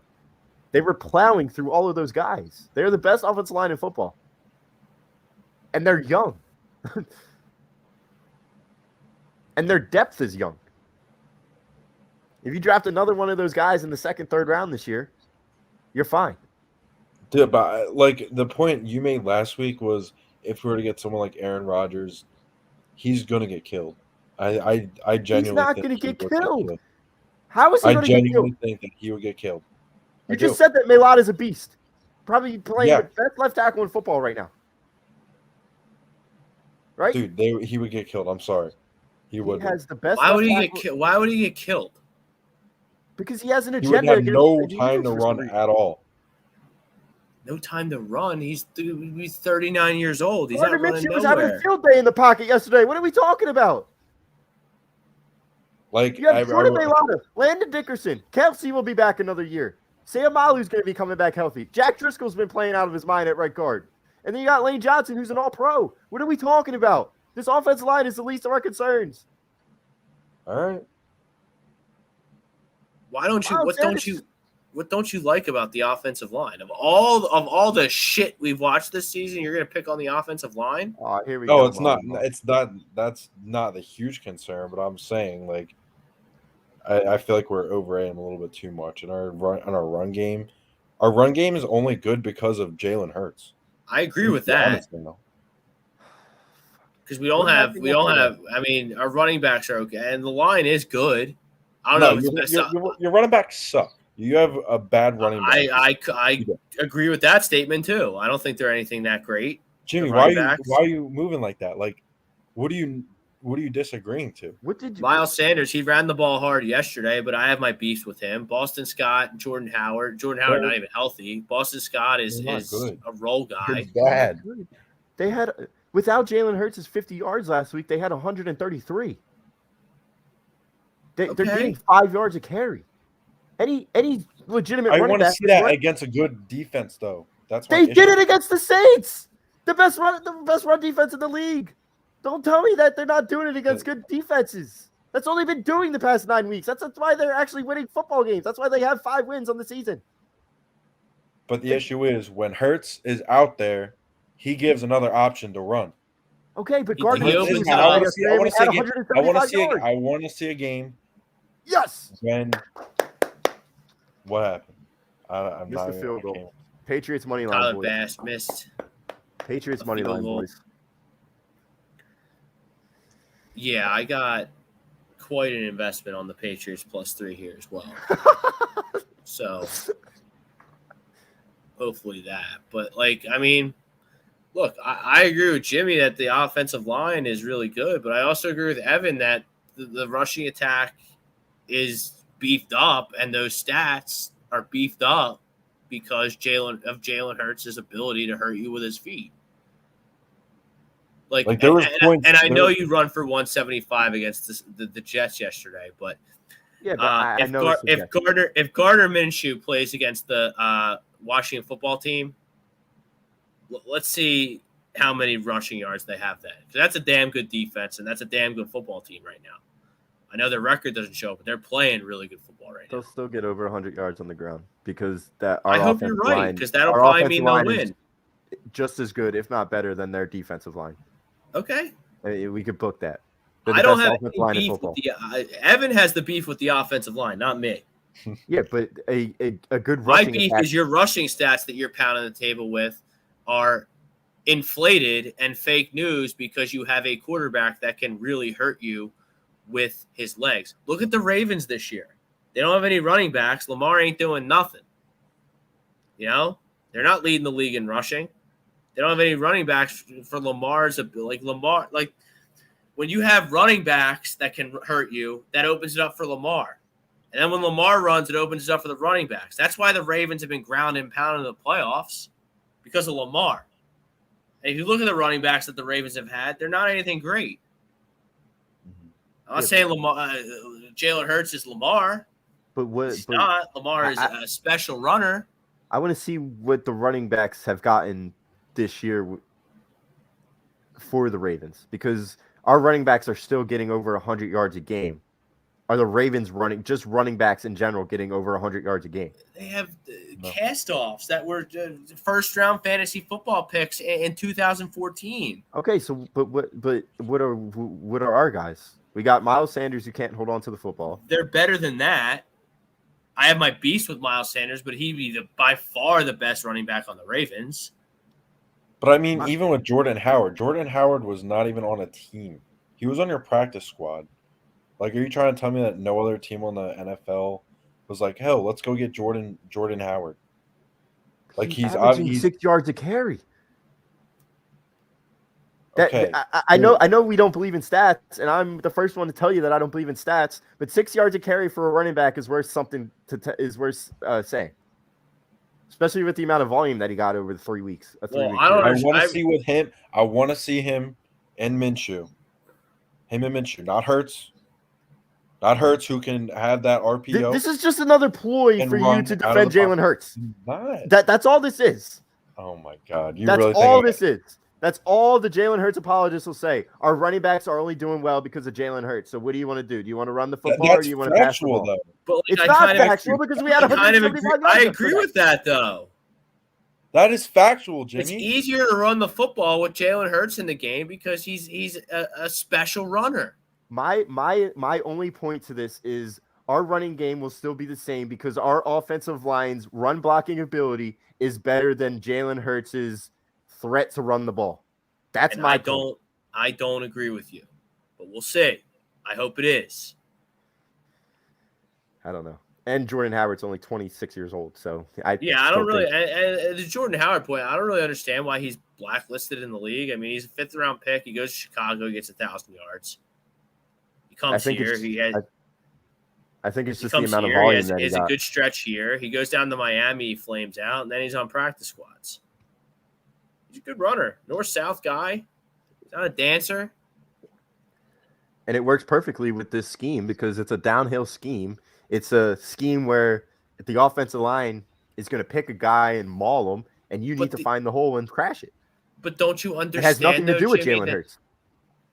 But don't you understand, Jimmy, that this is just they only play this style because Jalen Hurts can't throw the football, and this is not a true Nick Sirianni playbook? Yeah, but we saw what happened yesterday with a quarterback that could stick in the pocket. Your quarterback went 8 for 9 in the first half for 188 yards. When's the last time Jalen Hurts had 188 yards? Never. I'm not sitting here defending Jalen Hurts at all. But this is just another tactic to get him back in the game, which I don't want. I'm just trying to go against the narratives that these people have. Well, guess what? Because I want to be able to Jalen Hurts going to be games. playing in Washington. You know that, right? I know. And I know it's a horrible mistake. Even if he wins the football game, it's a horrible mistake because I don't see him winning the next 4 games. I mean, maybe that's what the bozos who think he's a franchise quarterback need to wake them up. I don't know. But Jalen Hurts is 1,000% going to be in the football game starting if he's healthy, which I think he will be after the bye. I mean, just an ankle tweak. Yeah. Unless it's bigger than that. But if he's healthy, he's going to be in there. Even those threats that we're saying that Jalen Hurts presents that's helping our run game go. Like we said, Jordan Howard's a good running back. Okay. Miles Sanders is a second-round running back that has talent. Boston Scott's having a very quiet yet good year, and he's been doing it for 3 years now. Kenny Gainwell is having an okay rookie season. Like, you have these running backs that are still going to be able to make space without Jalen Hurts. They did it yesterday. Yes, it was against the Jets, but I don't think 175 yards is anything to mess around with. And look, if Gardner Minshew plays for whatever reason against the Washington football team and they have over 150 yards rushing, then you'll have proven us wrong. But I will have to see that to get on your side of the argument on that. Yeah, because I 1,000% think that Jalen Hurts allows a slightly above average running back group to perform better. Yep.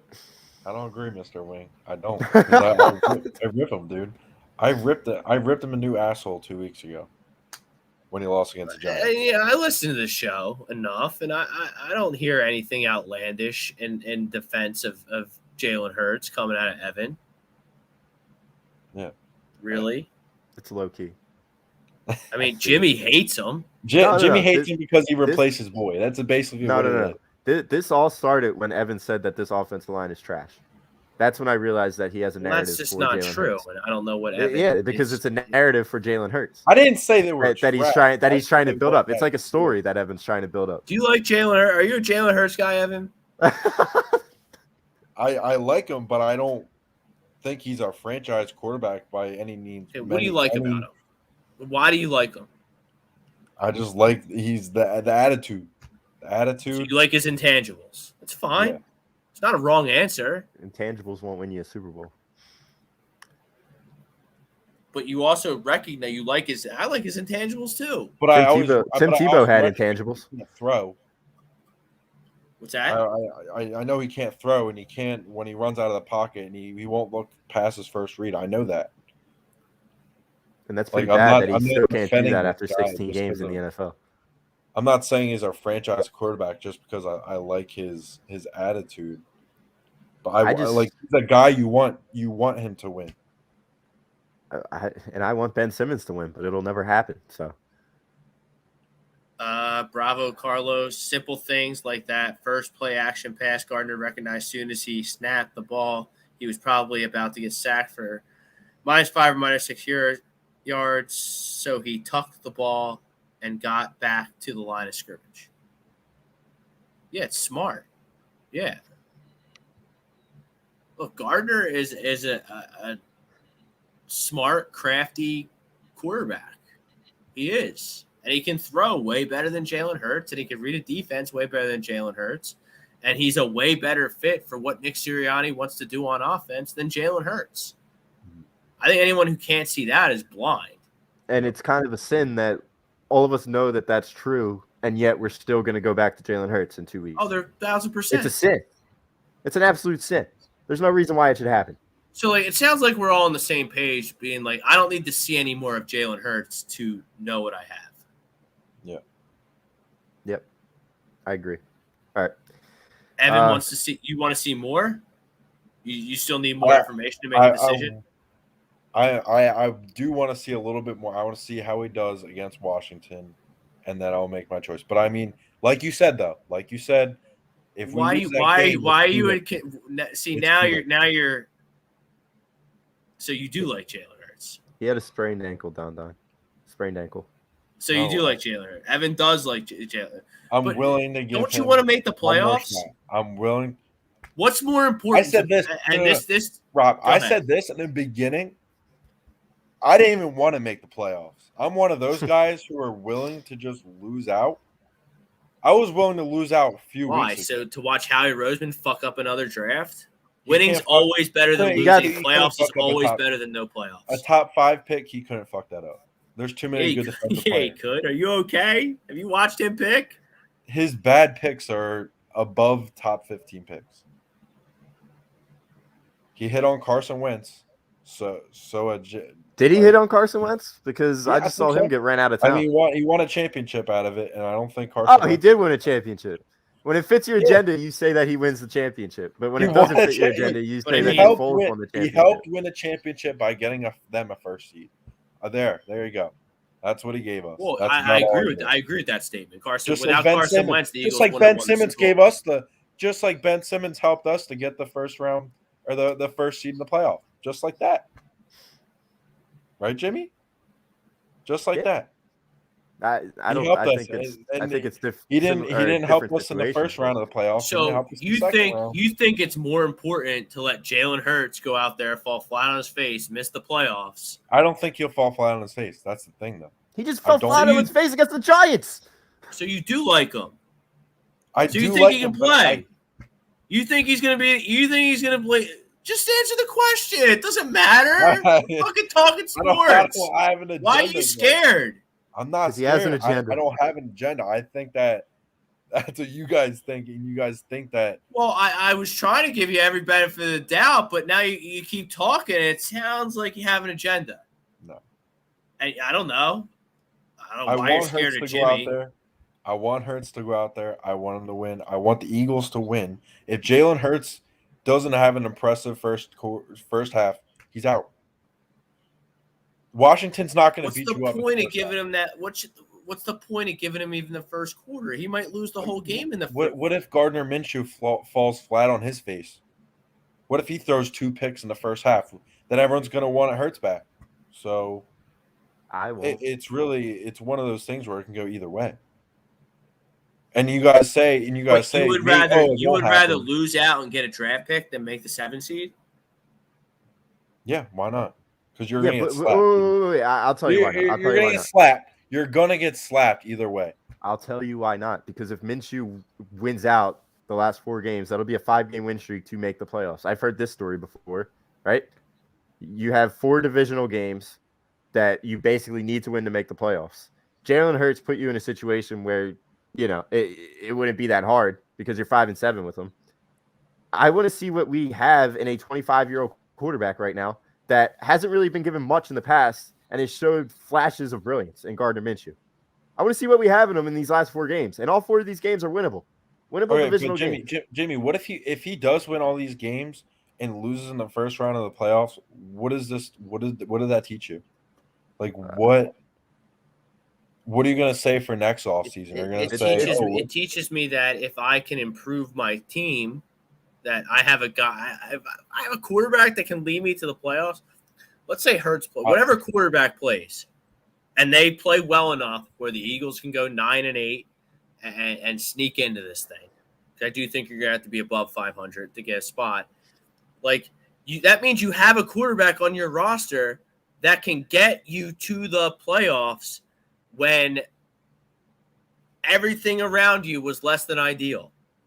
So that would be encouraging to me as a fan moving forward if you make the 7 seed and lose.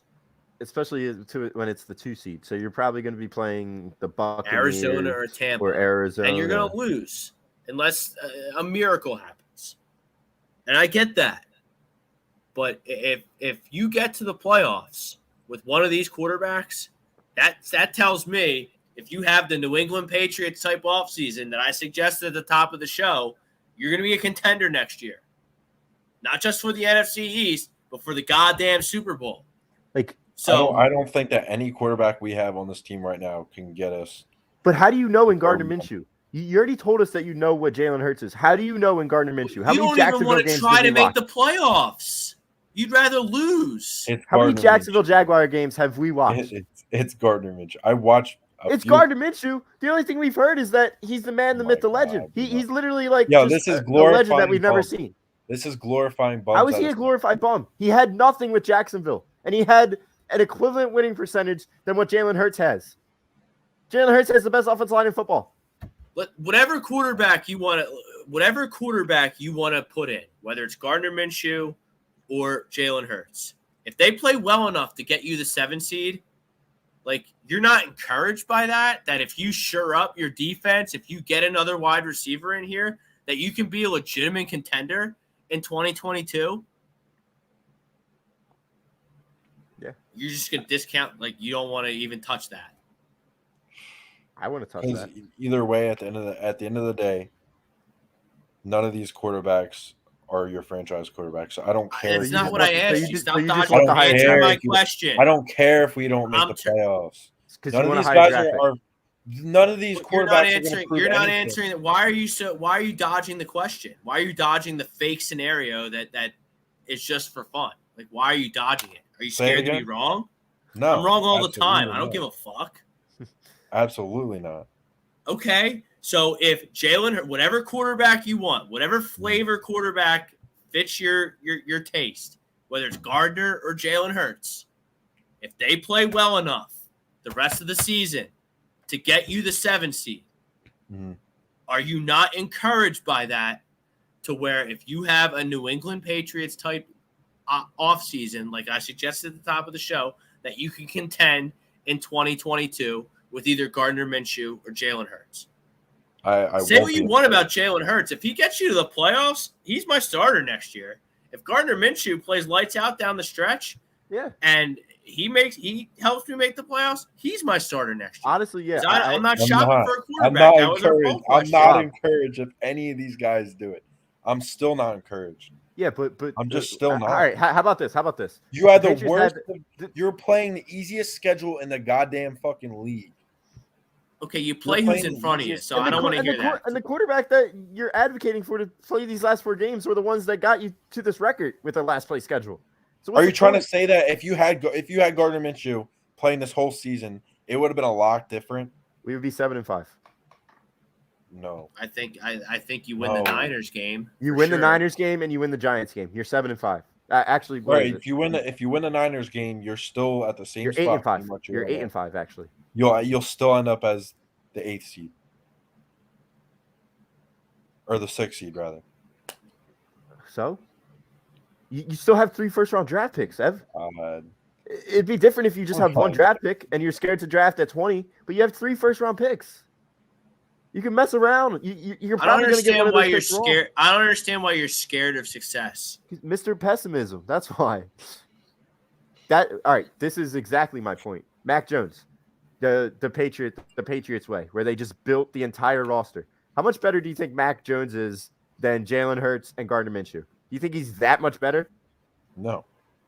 Okay. So why wouldn't you be encouraged if we have a 4-0 finish to the season? We get bounced in the first round as the 7th seed, but yet we have all the draft capital and all the money in the world to build up a team like the Patriots just did. You can't and then we have a season with Jalen Hurts and Gardner Minshew. You can't compare these 2 teams.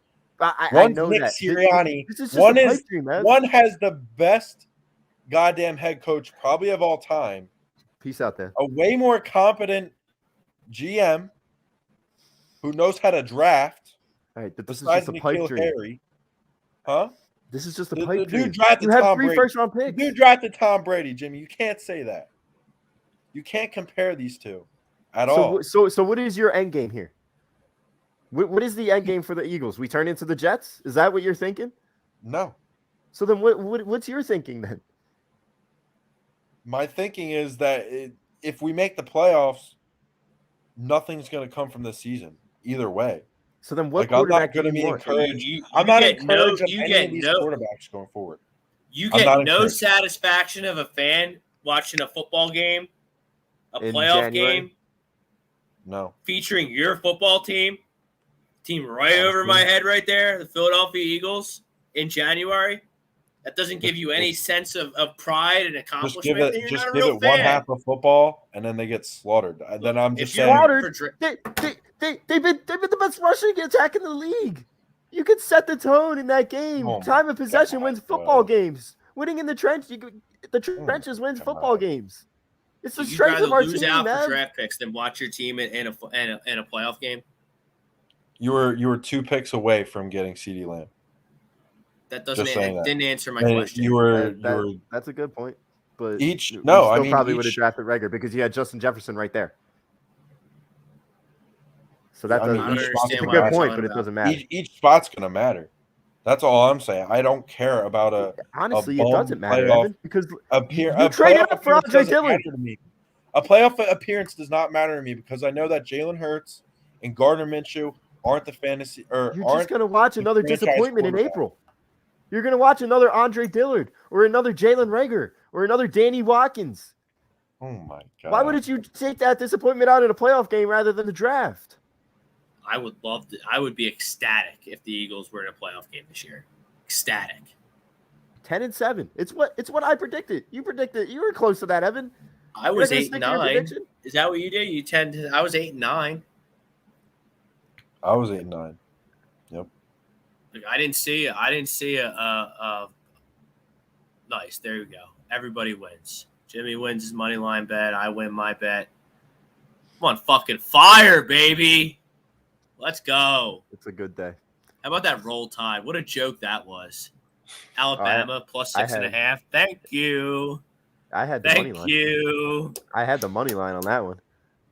What? On Bama? Yeah. Oh, yeah, that's good. You were getting what, 2-1? Yep. And then I had the spread on Michigan Baylor, minus 10 on Baylor against that's a good pick. And Michigan was a roll job too. Yeah, I had the spread on Michigan. I made out like a bandit this weekend. Yeah, and I had the Chiefs. I had like $200 on the Chiefs last night. There you go. I went 125, and then like 200 on the Chiefs. I had 125 on New England. Yeah, we're getting. Everyone's getting Christmas presents this year, man. Yeah. All right, let's go. That's enough. Gardner Minshew, Jalen Hurts, Eagles. Yeah. Bullshit. What do you guys do? You guys always do winner of the week at the end of the show. What do you guys call it? Weekend winners. Weekend winners. Let's just get into it, and we could get into a little losers as well if we have any losers. I know we wanted to touch on college football playoff a little bit as well. Let's maybe try and give our thoughts on that. I think every team that made it, and Alabama versus Cincinnati, and then Georgia versus Michigan, those are the 4 deserving teams. I don't know how real Cincinnati's going to be against Alabama, but we'll see what happens. Yeah, I already have my 125 that I won on Bama in the SEC championship game. It's already on Bama minus 14. Minus 14. Yeah. Wow. And that's my winner. That's my winner of the week is Cincinnati because they finally we finally got. They broke the barrier. Broke the old boys club up. A non-Power 5 team got in the playoffs. So I'm really proud of that. Maybe college football can become more progressive now, where we can be more open-minded and get teams like Cincinnati and maybe even expand the playoff. Yeah, I was just about to say that. What do we think about maybe going to 8? The Division I AA does 32. Yeah. How do we do that? Instead of having the freaking the Auto Trader huge tire bowl, why don't we have the top 32 teams get together and because how much of a impact do you think it is for this? What is it, a 4-week layoff between conference championship and the first semifinal game? I think it gives advantage to in a way it does give advantage to the better football team, right? I feel like the underdog in a way loses all momentum, so it takes away that aspect of the sport. But then again, every single sport there's no other sport in the country that takes a 4-week break between end of regular season into playoffs. Yeah, it's asinine. Well, college football people argue, the Wi-Fi internet bullshit bowl is next week. Like the playoff starts, they're like, no, it doesn't. Stop. No one cares. Yeah. The only two games that people care about. It's Michigan, Georgia, and Bama, Cincy. And then you care about the national championship game, obviously, after that. But good for Cincinnati for getting in. I think they're going to get smacked up by Alabama. Also, before the SEC championship game, I put $50 on Alabama to win the national championship at 6.5 to 1 odds, which was just crazy to me. I don't understand why Vegas was just that asleep at the wheel on Alabama. Yeah, the greatest football coach of all time. And I don't know. I don't really have a feel for the other game. I don't know. I want to say Georgia, but they always choke. I think Michigan's rolling, dude. I think we go Michigan. Yeah? I think we go Michigan.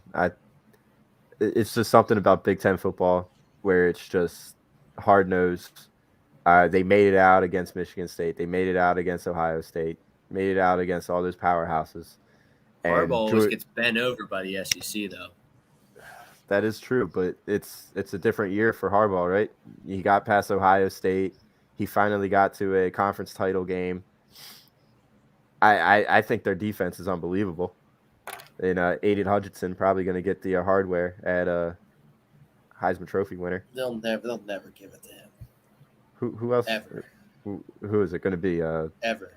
Alabama quarterback? Yeah. Escaping my name right now. Bryce Young. Yeah. Bryce Young, yeah. They're going to give the Heisman to a defensive end. Are you out of your mind? Never in a million years. I'll do a show naked if they give defensive end Heisman. He will be no shot. He will be a finalist, though. They announced the finalists. Is he in it? He's definitely in it. I don't know. I didn't open the – I just got the alert, and it said the two. It was Young, and it was Pickett, and it was – let me see if I can find it here. All right. But while you do that, I'm going to stick with college football and give you one of my winners. It's, like I just said, Michigan. I think Michigan is going to be the dark horse in this playoff. I want to see them in a national championship game. I want to see what they can do against Alabama. And then we'll go from there because Alabama has been playing down to competition this year. Like we saw it against Texas A&M. We saw it against Ole Miss. We saw it against Auburn, obviously. Like they have been playing down to competition, and I think that's why they were being disrespected a little bit all year. Now let's see what they do with Cincinnati. They may think that they're going to roll Cincinnati. Let's see if they play down to Cincinnati, and let's see if Cincinnati can catch them sleeping. Now I don't think that's going to be the case. I would take the points on Cincinnati, but I think Alabama's going to win in the end, and I think it's going to be Alabama versus Michigan in the final.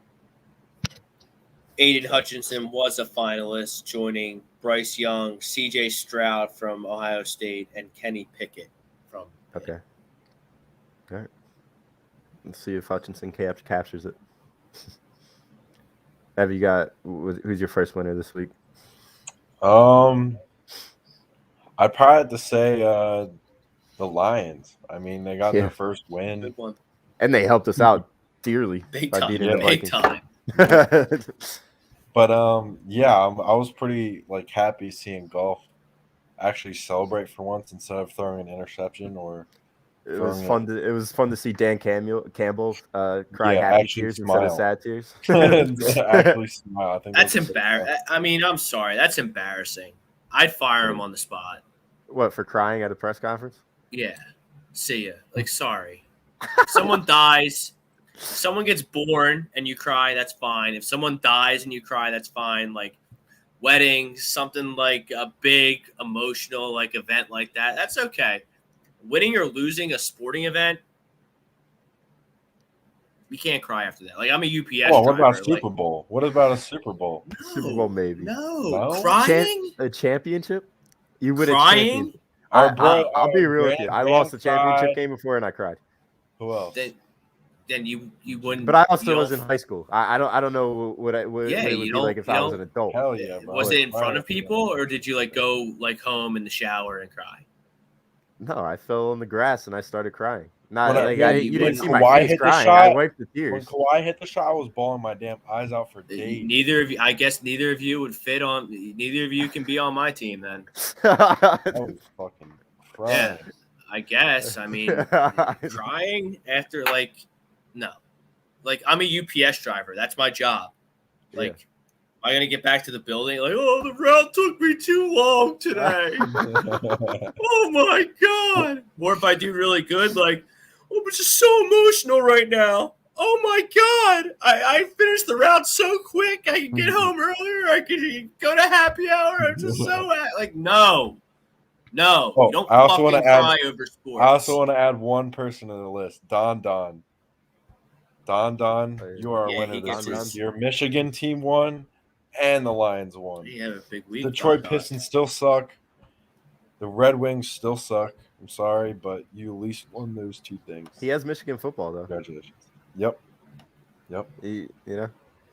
Michigan football, so you can't really be that. And plus, I'm still convinced that Lions fans aren't real. Yeah, it is okay to cry. It is okay to cry, Don.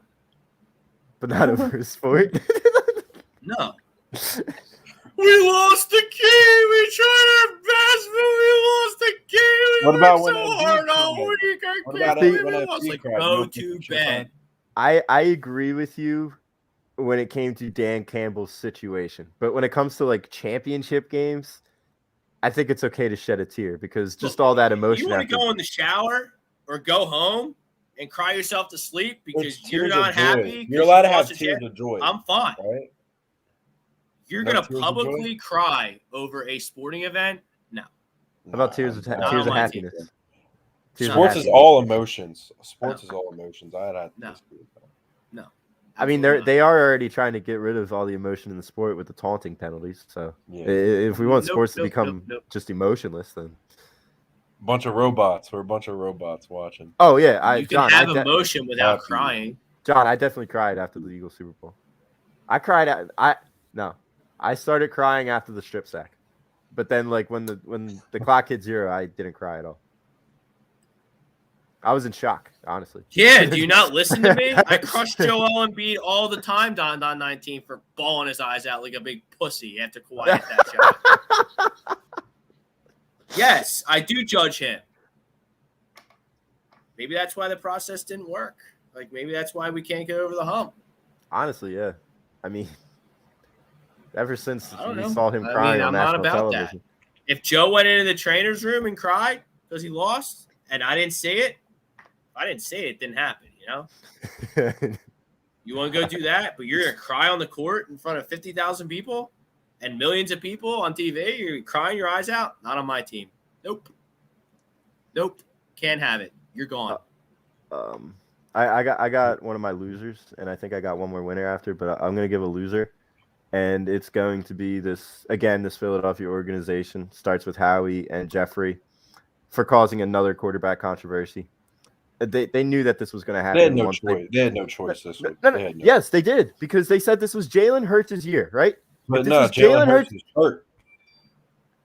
They weren't going to throw Jalen Hurts out there with a hurt ankle. That's why you keep Flacco. That's why you keep a guy like Joe Flacco as your back. Dude, no one was going to fucking – no other team was going to – You're saying that you didn't want to make the playoffs. You are saying that you didn't want to make the playoffs. No other team was going to give you a 6th-round pick for Flacco. You're right about that. Flacco, that was crazy. You had Flacco. If you didn't want to start another quarterback controversy, you would have never got Gardner Minshew, right? Now, this is going to start a whole other quarterback controversy, and this is solely on the hands of Jeffrey Lurie and Howie Roseman. They did not need to go get Gardner Minshew because they knew the second that Jalen Hurts would get hurt, Gardner Minshew would come in and play well. Hold on. Because Howie's a nerd with the cap, right? This is why they got Gardner Minshew, and I've explained this. So Gardner Minshew is making $875,000 this year, and now you have, at the very minimum, your backup next year, who's played in this league and looked good in this league. Your backup for next year for $75,000 for only a 6th-round pick. That's why the trade was made. Finance, money, cap. That's it. Now, he might be able to play. You know, we don't know. Yeah. But the only reason that trade was made is because of finances. I think that trade was made because they are in love with quarterback controversies here. Jeffrey Lurie has always been in love with the backup quarterback. Jeff Garcia, AJ Feely, Nick Foles. No, right? those were McNabb. Those guys only played because McNabb was hurt. That's an unfair statement. Yeah, but when Jeffrey Lurie saw how this city embraced backup Everybody quarterbacks, loves the backup quarterback until they not go in like there and they Philadelphia, stink. though. Not like Philadelphia. Everywhere. But not everywhere has fans like us. That's the point. You should have never brought in Gardner Minshew if you didn't want to have a quarterback controversy. If you wanted this to be Jalen Hurts' year, you never bring in Gardner Minshew. Jalen Hurts is even good. I totally agree with you on that. But if you wanted this to be Jalen Hurts' Jalen Hurts wasn't brought here to be the starter. Yes, but they told us, they shoved it down our throats all year that this was going to be Jalen Hurts' year. 17 games. We got to see if he's the franchise quarterback or not. Everybody in their moms was saying it. Like, I don't understand why, if you wanted it to be Jalen Hurts' year, why you would bring in a guy like Gardner Minshew, who's 25 years old, who has the swagger, who has the looks, it's a cover your ass move for 870. It's a cover your ass move for not a lot of draft capital and not a lot of cap capital. That's all it was. I disagree. If you didn't want to have the quarterback controversy, it could have been easily avoided, and you could have just stuck with Flacco if Hurts were to get hurt. Because now we're going to be in this for the last 4 weeks, whether it's going to be Jalen or Gardner, and it's not going to be good for any of their psyches. All right, I'm going to give my loser, the MLB. You really got to get this labor situation figured out extremely quick. You need that news flowing in about the free agents and then spring training and then the start of the season. You know, if you start missing spring training and season, like that's detrimental to baseball because baseball's already kind of like come be a niche kind of obsession. I love it. A lot of the guys here at A2D Radio love it. I'm not sure if you guys are baseball guys or not, but if you're fringe baseball guys and there's a work stoppage, then they're never going to get the fringe fan back, which would be bad because it is America's pastime. It has a great history, and I just hope they get it figured out. And I hope the Phillies get it going once they get not locked out. And it is unfortunate that this happened at this time because the ratings are starting to go up this year and last year, which is unbelievable. So they're just shooting themselves in the foot, like you said. They need to figure it out soon, and I think it's going to be it's definitely going to affect spring training, and it might delay the start of the regular season. So I'm hoping that they do figure something out there. Mr. Wing, there's your narrative. That's why you love Jalen Hurts so much. Go ahead. Who's your loser? Who's John Wentz? Wentz isn't winning anytime soon. Oh, he doesn't like John, comma Wentz, because he was talking about John Mamos. Oh, okay. Yeah. And yeah, we will regret getting rid of. He just said Wentz. Mr. Wing. Mr. Wing just said he liked Wentz. No, that was sarcasm. Oh, okay. Yeah. Yeah, I don't understand. So I've never met you before in my life, Mr. Wing. Like I can't understand text. Like it's sarcastic. Yeah, Mr. Wing is a big contributor to big contributor to the Phlite. Shovel pass to the wrong team. That's what. Oh my god, that was Wynn's highlight. Ev, who's one of your losers? I know it's an unpopular opinion because no one likes soccer, according to the ATG chat. But yeah, it's the union, not the union, but the COVID protocols. I feel like just all COVID protocols within all sports, I think they're very harsh.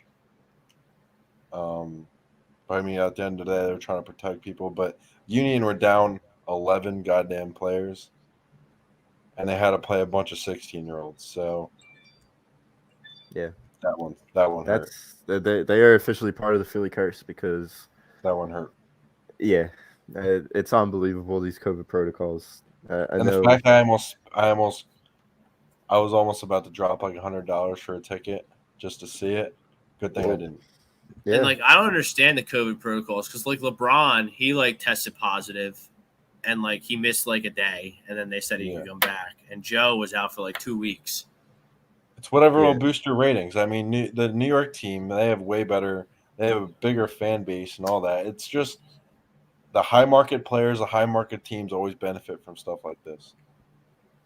It's So all the money. Union lost. Especially The with Union LeBron. lost. I take it. Yep. They lost. News to me. Yep. I would have no idea. To New York. To New York. And hopefully, did New York celebrate like they won the fucking cup because they beat Philadelphia because of the COVID? Yeah. Fuck. Like New York is my all-time loser. I hate New York. The only good that has ever come from New York is my girlfriend. You know, from Staten Island. But that's the only thing I ever will like about. I used to date a girl. New York. I used to date a girl from Staten Island too, Jimmy. Yeah. Notice how I said used to? All right, I don't want to get in trouble.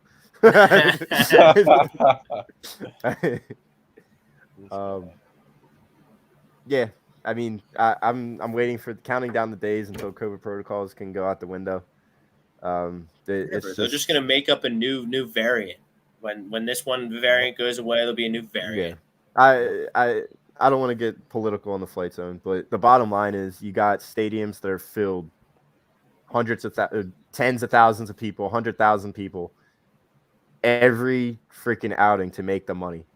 But yet when somebody gets exposed to a possible COVID case, you got main guys that are sitting out of a conference championship game in a major league sport.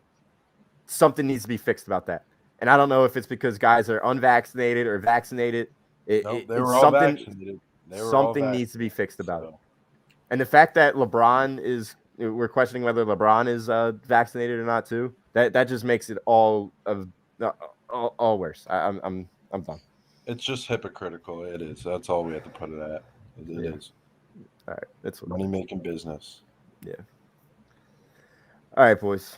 Any other winners or losers that we have? We had a great show. I see that Nate wants to contribute back to the Jalen Hurts narrative, and I really don't want to get into it. I don't want to crawl down that rabbit hole again. But if you still think that Jalen Hurts will ever be a QB1 and that he still needs to get consistent, yes, but he needs time.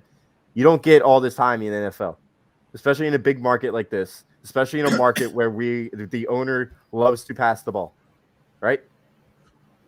He's never he loves to pass the ball, but he's in love with Jalen Hurts, supposedly, according to reports. Fake. It's fake news. It's fake news from Jeff McQueen. No, that's all right. Jimmy didn't want the heat. That's all. Jimmy didn't. I don't want the heat. I take the heat for 3 hours every single Monday night. I don't want the heat. I've been taking the heat for 5 years now, defending Carson Wentz and Ben Simmons. I'll take all the heat you want me to take. I'll go through the fucking ring of fire. Call me Johnny Cash. Fuck. It was a good show. Good show, boys. Good show. Obviously, next week we will continue to talk. We won't have any football next. Well, I mean, we'll have the NFL, but Eagles are going to be on a bye, so we get to continue to talk about Minshew versus Hurts. We'll obviously see if the Flyers can break out of their streak. I think we are now going on to show 3 of them not winning a hockey game, which is miserable. We'll obviously talk Sixers. Let's see what they can do. Continue to talk on the Ben Simmons situation. Obviously, thank you, Rob, for coming on to the show tonight. Thank you for having me. Yep, you can catch him every Monday night, 7 o'clock on the Sports Hounds with Brad. They talk a little bit more about national sports, but they still Philly, New York with Brad and all. So make sure you check him out. Remember, show always brought to you by Manscaped. Get 20% off and free shipping with the code A2D at manscaped.com. Goodbye, Brad. Goodbye, Rob. At manscaped.com. Unlock your confidence and always use the right tools for the job with Manscaped. He was going to use his Manscaped. Yeah, that's exactly what was happening right there. Mr. Wing, Colin, see you coming in late. Don, go Michigan. John, everybody out there contributing. We appreciate all of you. We'll see you next Monday. Have a great night, guys. So.